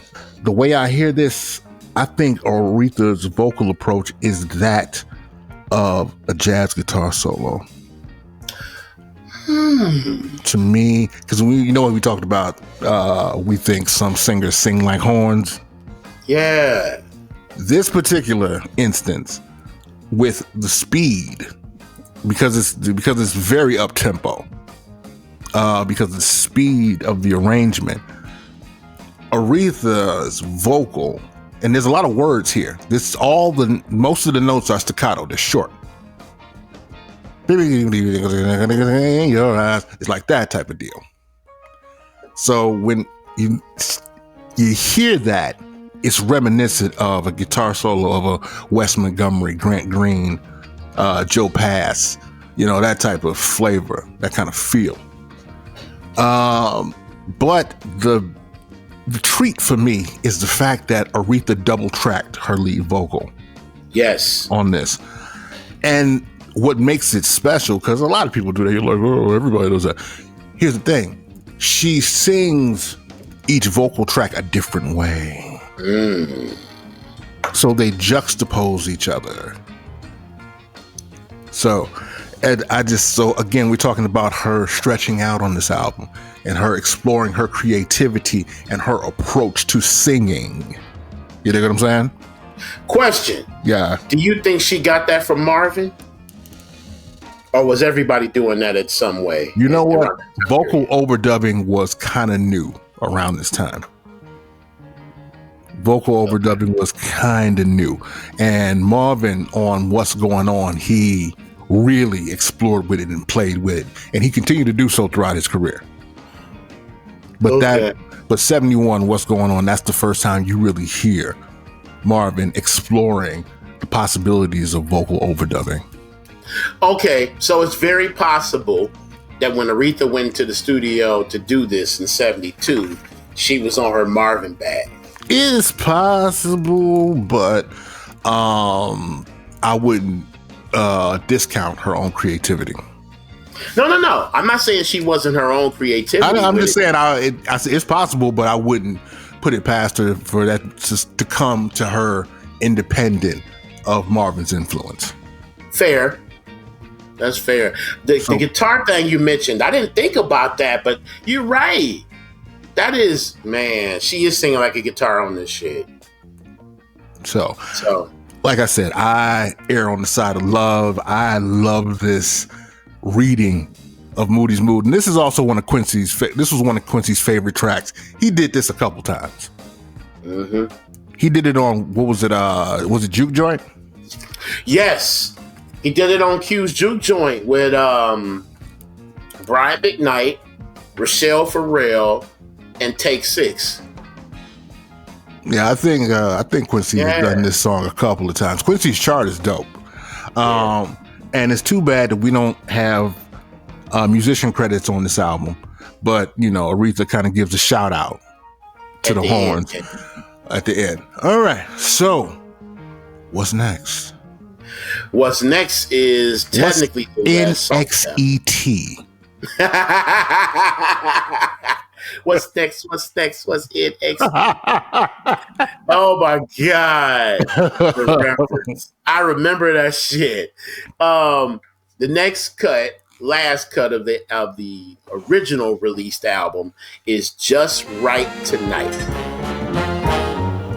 You wanna feel something so sweet and funky,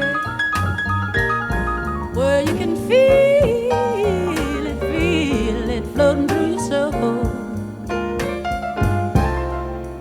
The sooner you show up, babe, the sooner you have a group of me.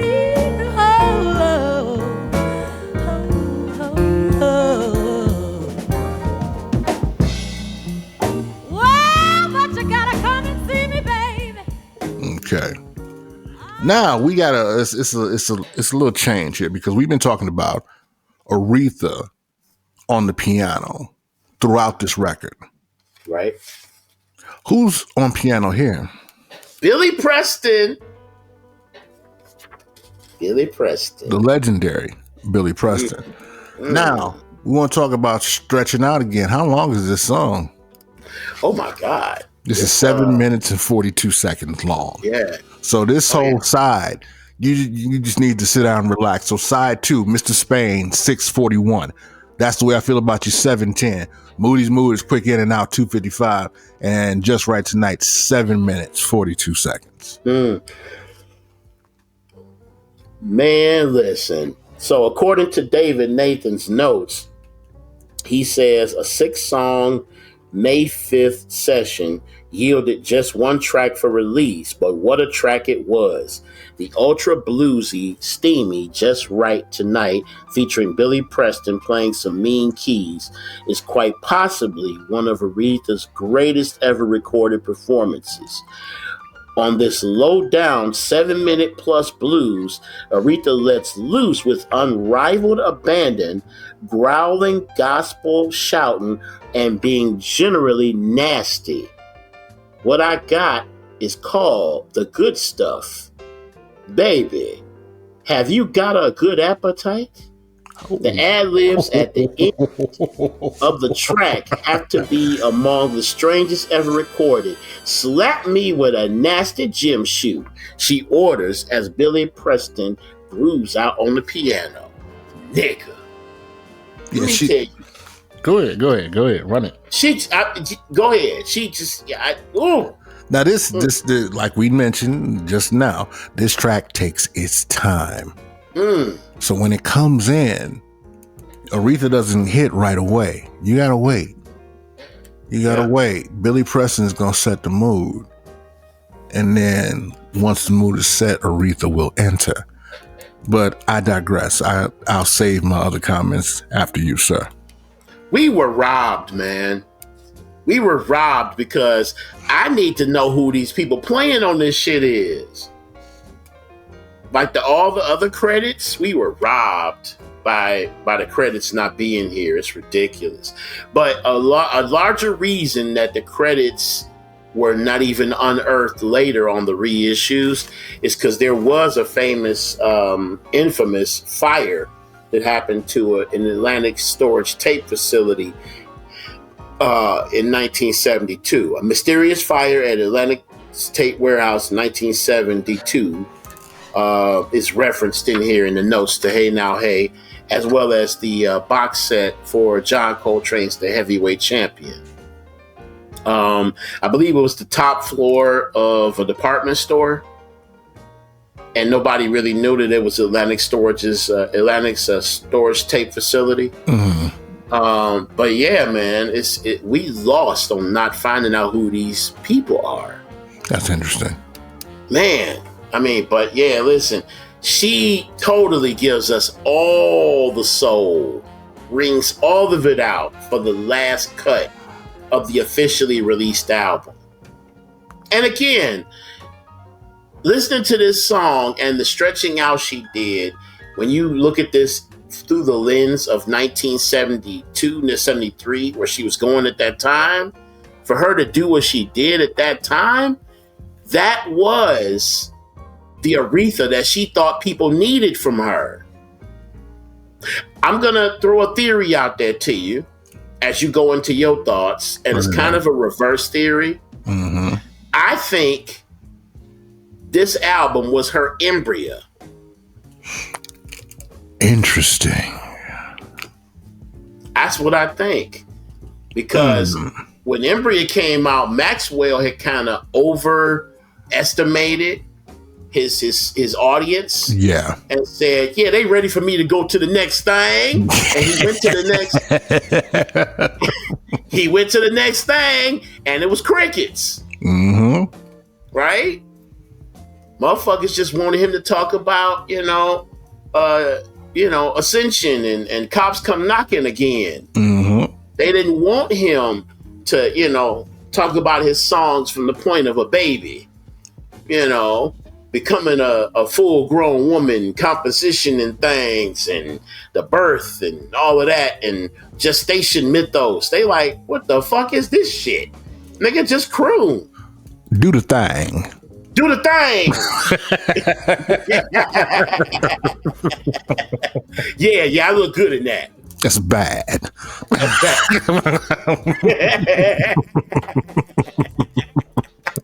I'm mad I even brought that shit up, nigga, because we gonna kill that. But, yo. No, I've been saying that in my head for decades. I know, yeah. That's why I said it partially. But, man, we gonna kill that through this whole thing. By the way, that's actually from Bowfinger. It is. For those of y'all who don't know, it's one of Eddie's low-key, one of his best movies that's highly underrated. It's written directed by Steve Martin, of all people. And Eddie Murphy plays two roles. He plays a movie star by the name of Kit Ramsey. And then there's another role. I won't fuck it up for you. But yeah, so that theory is viable to me. It makes sense to me. Mm-hmm. It sounds about right. This, looking at the songwriting credits here, it looks like, so it's credited to a lot of people, 5 writers. Quincy, which you rarely see. It's rare to see a Quincy Jones writing credit.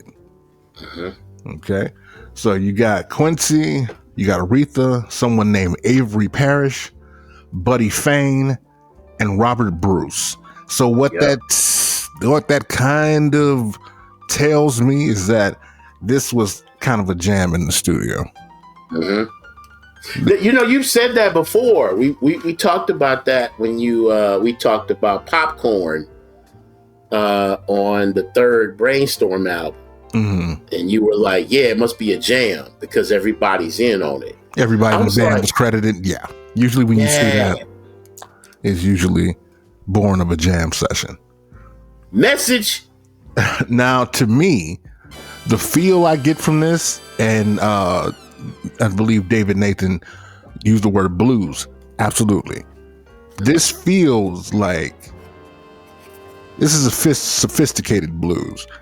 To me, this feels like a juke joint in the... Man, you got to stop saying what I'm thinking. You got to stop.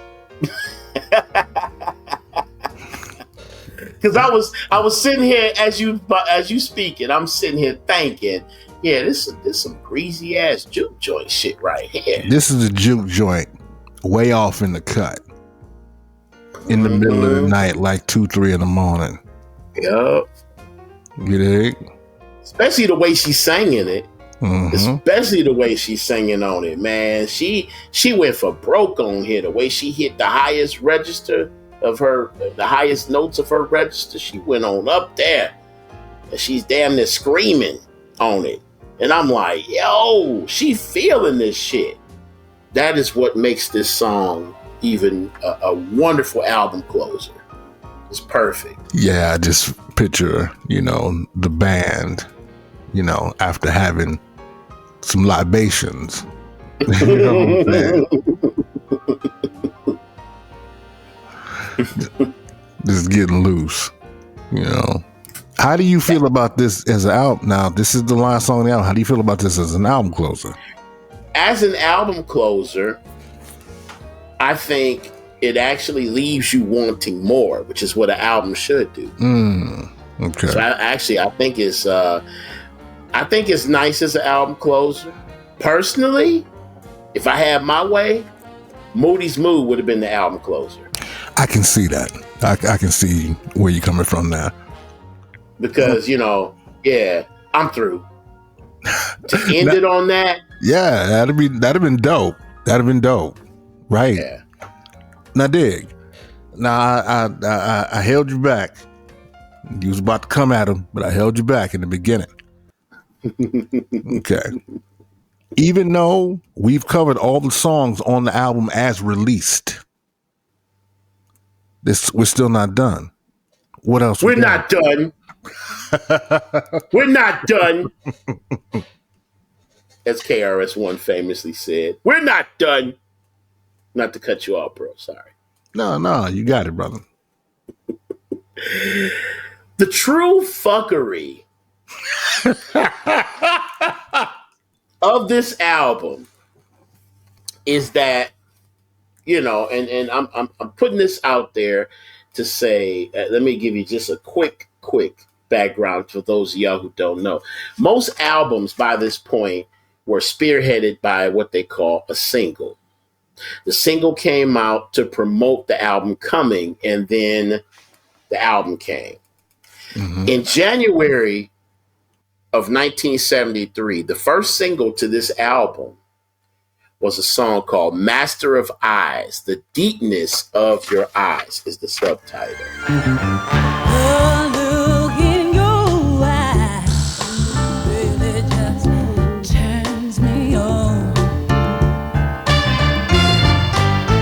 So inviting to me.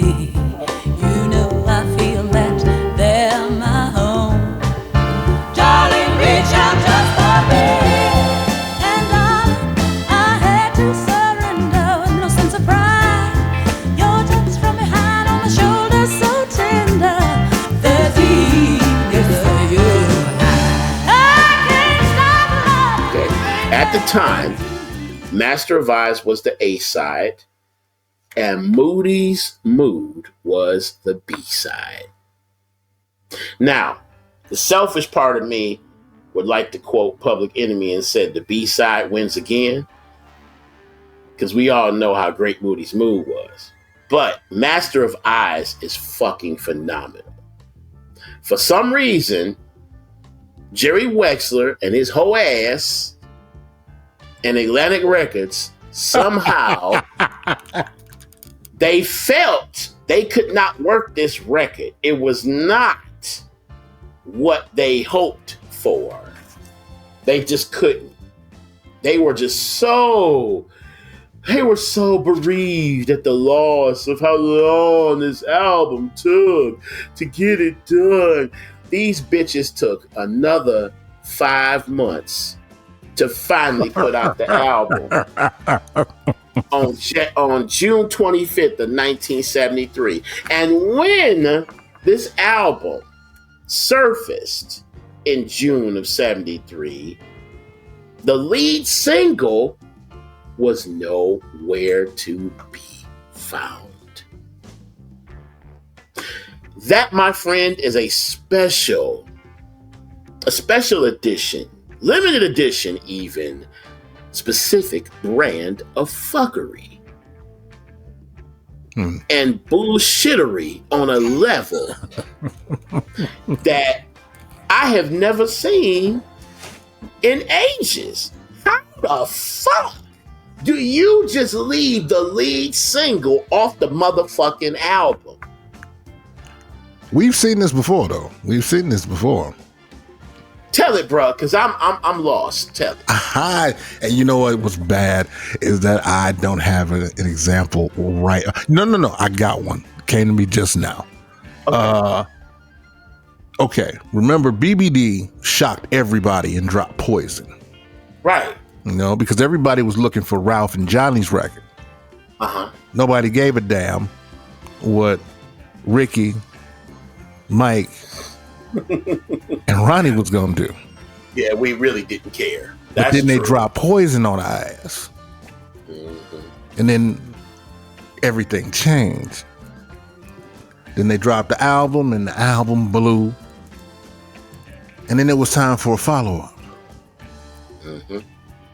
And they dropped Gangsta. You remember Gangsta? Vaguely. Now, just as with Aretha, this was the lead single. This was the plan. Because they appeared on Fresh Prince as guest stars. Oh, wait, was Gangsta the song they did on Fresh Prince? Gangsta was the song they were doing on Fresh. So the storyline had them shooting a music video at the Banks, residence. And Right. Gangster was the song that they were doing the video for. AORD, solo. No one even knows it, girl. To me, you just can't show it. You know that I won't buy it, girl. There's no use trying to hide it. 'Cause girl, you know I mean it. Behind your back, girl, I've done seen it. Take me as a joking prankster. I can't believe my girlfriend's a gangster. Not my baby. I lost my trust in you. Wait, okay. So are you about to tell me that Gangsta is not on Hootie Mac? Gangster does not appear on Hootie Mac. Nigga, you lying. I'm not. I never knew that. Cause you know what? I'm a terrible BBD fan because I have never heard that second record. I've never heard that second album. Everybody I know was like, yeah, Hootie Mac ain't it, bro. Leave that alone. And I never touched it. So I did not know.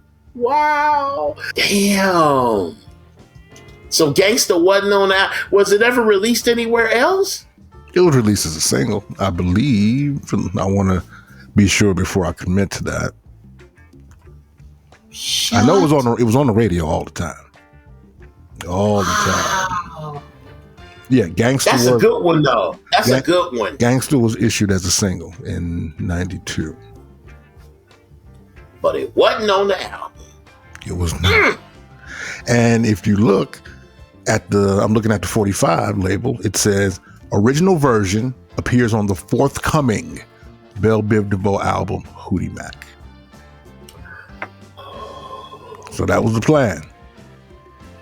But I digress. So we've seen this before, where they issue a single and then change course. Damn. That's a special brand of fuckery right there, bro. That's crazy. Like, there was an interesting article that you slid to me yesterday. Whoever this guy is does a blog called 365 Days of Aretha Franklin. His name is Andrew Martone. He wrote this entry on August 25th of 2022, and he actually goes into Master of Eyes. He says, one of the final tracks recorded was Master of Eyes, a soulful cut with a psychedelic aura. The flute that helps introduce the song is classic Quincy and fused the song's trippy profile. He then also goes on to say, lyrically, it's a knockout. Aretha and Bernice Hart crafted yet another adoring record in Aretha's era of love and adoration. This is the only song that Bernice Hart has ever gotten credit for or ever wrote. Really? With Aretha, according to this. Yeah. He mentions how there's a sexual component to this song. The notoriously private Aretha tends to love and quiet seclusion, but admits that she's not holding the aces. Only he can tell if this is love or just an illusion. Yeah, she's got some really interesting lyrics here, and the backgrounds as well. Oh my goodness, yeah.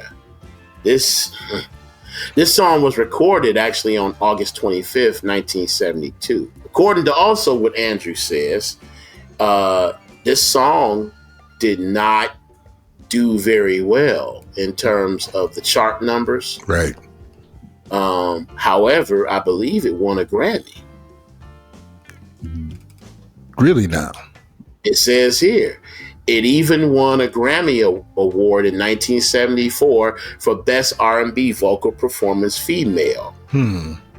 So, again, I say, in the most respectful way I can say, fuck Jerry Wexler. Bitch, like, Aretha knew what the fuck she was doing, man. You're supposed to trust the artist to be who she is. Interestingly enough, and I didn't know this was news to me, this song found its way onto the Spanish pressing of Aretha's next album, Let Me In Your Life. it replaced Every Natural Thing because Every Natural Thing was censored in Spain. Why do they say? They don't say. They don't say why. I'm pretty sure it had to do maybe with the way Spain saw certain content or how she sang it. We could later at some point dig into the lyrics of Every Natural Thing and find out why, you know. But yeah, he is indeed correct. This is fucking me up. I had no idea. Master of Oz did indeed win the 1974 Grammy for Best R&B Vocal Performance Female. Yep. Ain't that a bitch? That's wild. Okay. And it ain't on a motherfucking album. Nah, we didn't get it. When did we get it? Because it didn't come with the original release. When did it actually get released to the public? 1994. Well, it was released as a single. You're right. Well, in January of 73, it was a single. But then it didn't show up on the album. It was only on the single with Moody's Mood as a B-side. But as far as on a full recorded medium with the CD reissue, the main CD reissue of this that came out in 1994 adds it as track 10 at the end. We'll dig it. All right. So we know, as we stated previously, that Quincy and Aretha recorded about 20 joints. Mm-hmm. And there's how many on the released album? There are nine. And then if you want to count Master of Oz, which was officially released, that's 10. So there's 10 more. Now, let's get into it. Mm-hmm. What happened to those other tracks? The other songs were relegated to the vaults until a flurry of compilations started coming out in Aretha's latter years.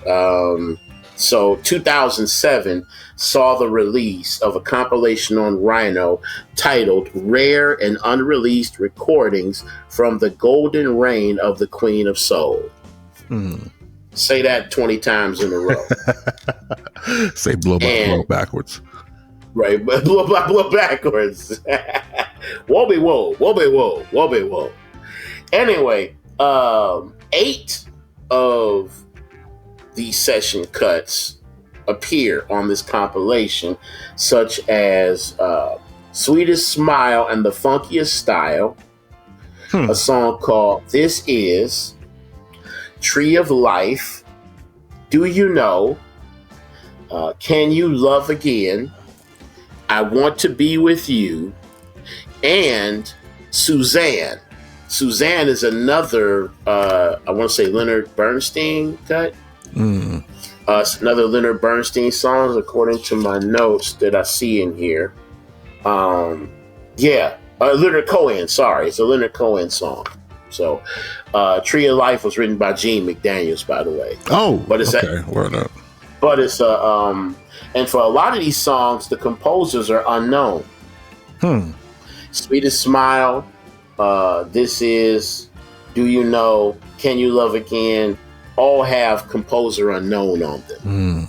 There's an alternate version of That's the Way I Feel About You on here. There's an alternate version of it here that shows up here.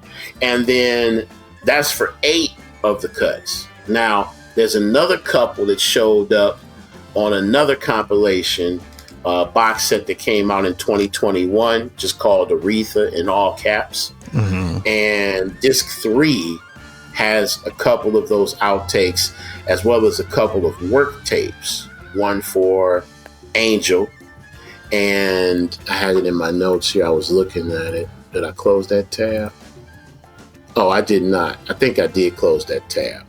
But there's a couple extra, the other 2 cuts. One was called The Boy from Bombay.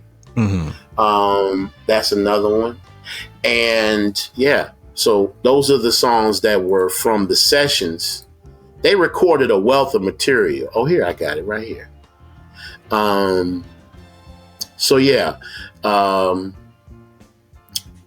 let's see, what is it called? Oh, there's an alternate version of Somewhere on here. There's a work tape for Angel, The Boy from Bombay, and then Till It's Over, a demo. So there were 2 other cuts from those sessions that never saw the light of day that were, from these things. Now, I think at some point I would like to see, because Rhino is constantly repackaging Aretha shit. I would like to see a full double disc reissue of Hey Now Hey at some point in her career, with all of this extra material on both discs. That would be excellent. It sound like a deluxe. That would be wonderful deluxe. I mean, it's times like this that I really wish that Wea brought back Rhino Handmade. That would be perfect for this. I think there's a bigger opportunity for Rhino and Wea as a company to reissue more of Aretha's stuff into specific releases if they really wanted to do that. True that. Well, let me ask you this. So what's your assessment of Hey Now Hey as a whole? I will say that... Well, you already told us. You told us that you think it's her best album. I do think it's her best, but just to be more specific to the point, I think it's something that you don't really fully appreciate from Aretha until you've looked at the whole scope of her career and you see all of what she was as an artist. And the best treat of this record is the time in which it happened. For this album to happen in 1973 for Aretha is almost the most beautiful part of it, because just a few short years later, aside from the albums that she did with the genius, brilliantly talented Luther Ronzoni Vandross, okay, which I love. Aside from those records, Aretha had gotten into a creative lull a lot because she kept searching for her next thing. She knew what her strengths were as an artist. She knew where her bread and butter was, but she wanted to keep trying to be an artist. She didn't want to just be a hired hoe. You know what I mean? She really wanted to get in her bag and do her thing. Not do the thing, but do the thing. She wanted to do who she was. And she kept trying to find creative zenith. I mean, this is the same creative searches that gave us things like the second self-titled Aretha album of 1986 that has her doing a remake of the Rolling Stones' Jumping Jack Flash for the movie of the same name. It also has her doing a duet, famously, one of her number one hits, ironically, with George Michael, called I Knew You Were Waiting for Me. Now, no shade to those songs, but nigga, Aretha doing Jumpin' Jack Flash? This was the beige era, my friend. No. Yeah, it was. No. That was the order of the day. Sir, I don't like it. If you notice that was, putting the peanut butter in the jelly, that was the formula. They had Patty with Michael McDonald, and then they put Aretha with whoever could get down there the fastest. George Michael, Annie Lennox, Keith Richards, so. You know what? For what it's worth, now I have to mention that she did a joint with James Brown. That was awful. That was awful. You can put that one in the same pile as Just Good Friends. Oh God, that's terrible. Man, listen. Look, I will say this though. Until you cracked my head open with the Annie Lennox, Grace Jones shit, I thought Sisters Are Doing It For Themselves was actually dope. It's not a bad song. It's really not. It's not a bad song. It is now. And Annie Lennox was out of her Grace Jones Jr. phase by then. Was she though? Yeah, she was. She wasn't wearing men's suits and shit like that no more. Did she grow her hair out? Did she get braids? She get braids. She had grown the hair out a little bit, yeah. But yo, just so we can get back to the road, I'm gonna say this. I think Hey Now Hey is an album that if you are a music fan and you are, hopefully if you listen to this podcast, you're a person who looks at the deeper aspects of music and the things we explore and talk about.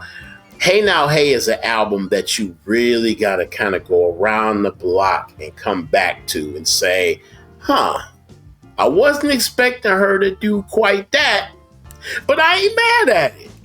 Man, I'll just say this. I think that this is amongst Aretha's finest albums.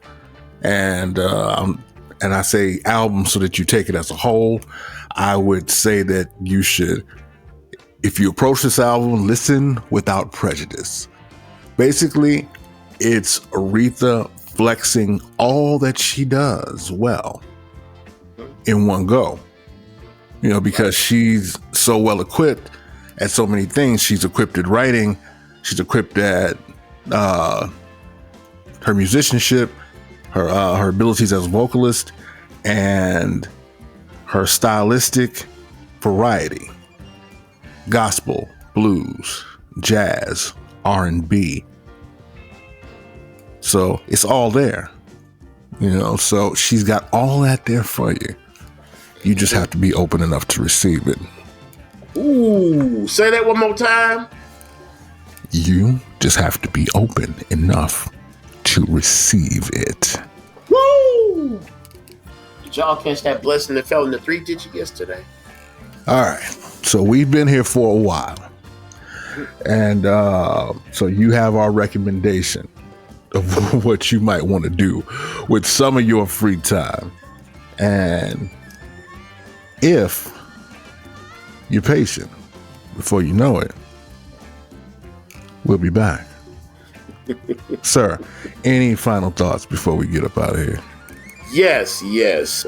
Final parting thoughts before we get out of here. Thank you to each and every one of you who interacts with us on our Instagram account, which is Truth and Soul Podcast on IG, as well as the email address. And just as a reminder,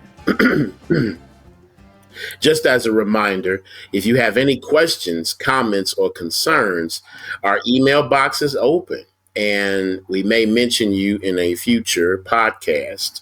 The email address is truthandsoulpodcast@gmail.com. That's truthandsoulpodcast@gmail.com. Let me put a quick addendum on that. I don't want y'all to feel that you don't have anything to add to these conversations that we have here on this show. Mm-hmm. I don't want you to feel as if you are unqualified to speak on the topics that we speak on. Mm-hmm. Okay? What you have to say, your voice is important. Mm-hmm.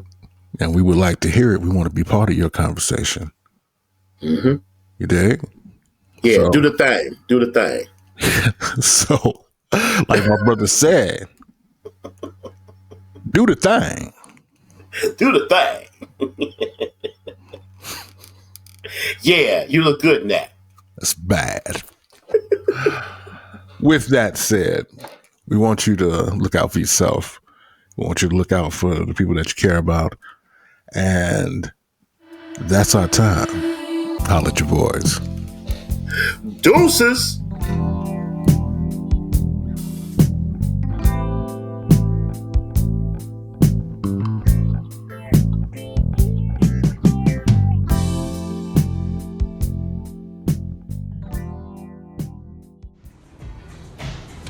Yeah, that's sharp. That's sharp. Do the thing. Yeah, I'm gonna look good in that. Oh, yeah. Yeah, that's bad. Take care of that and send it up to the house for me. Mr. Ramsey, the store would be happy to offer you these clothes without charge. If you could come back Friday, let us take a picture for LA Style magazine of you wearing the clothes. Oh, yeah, I can do that. It's gonna cost you $1,000. I'll be here Friday, 4 o'clock. I'm sure that could be arranged. All right, $100 bills. Right.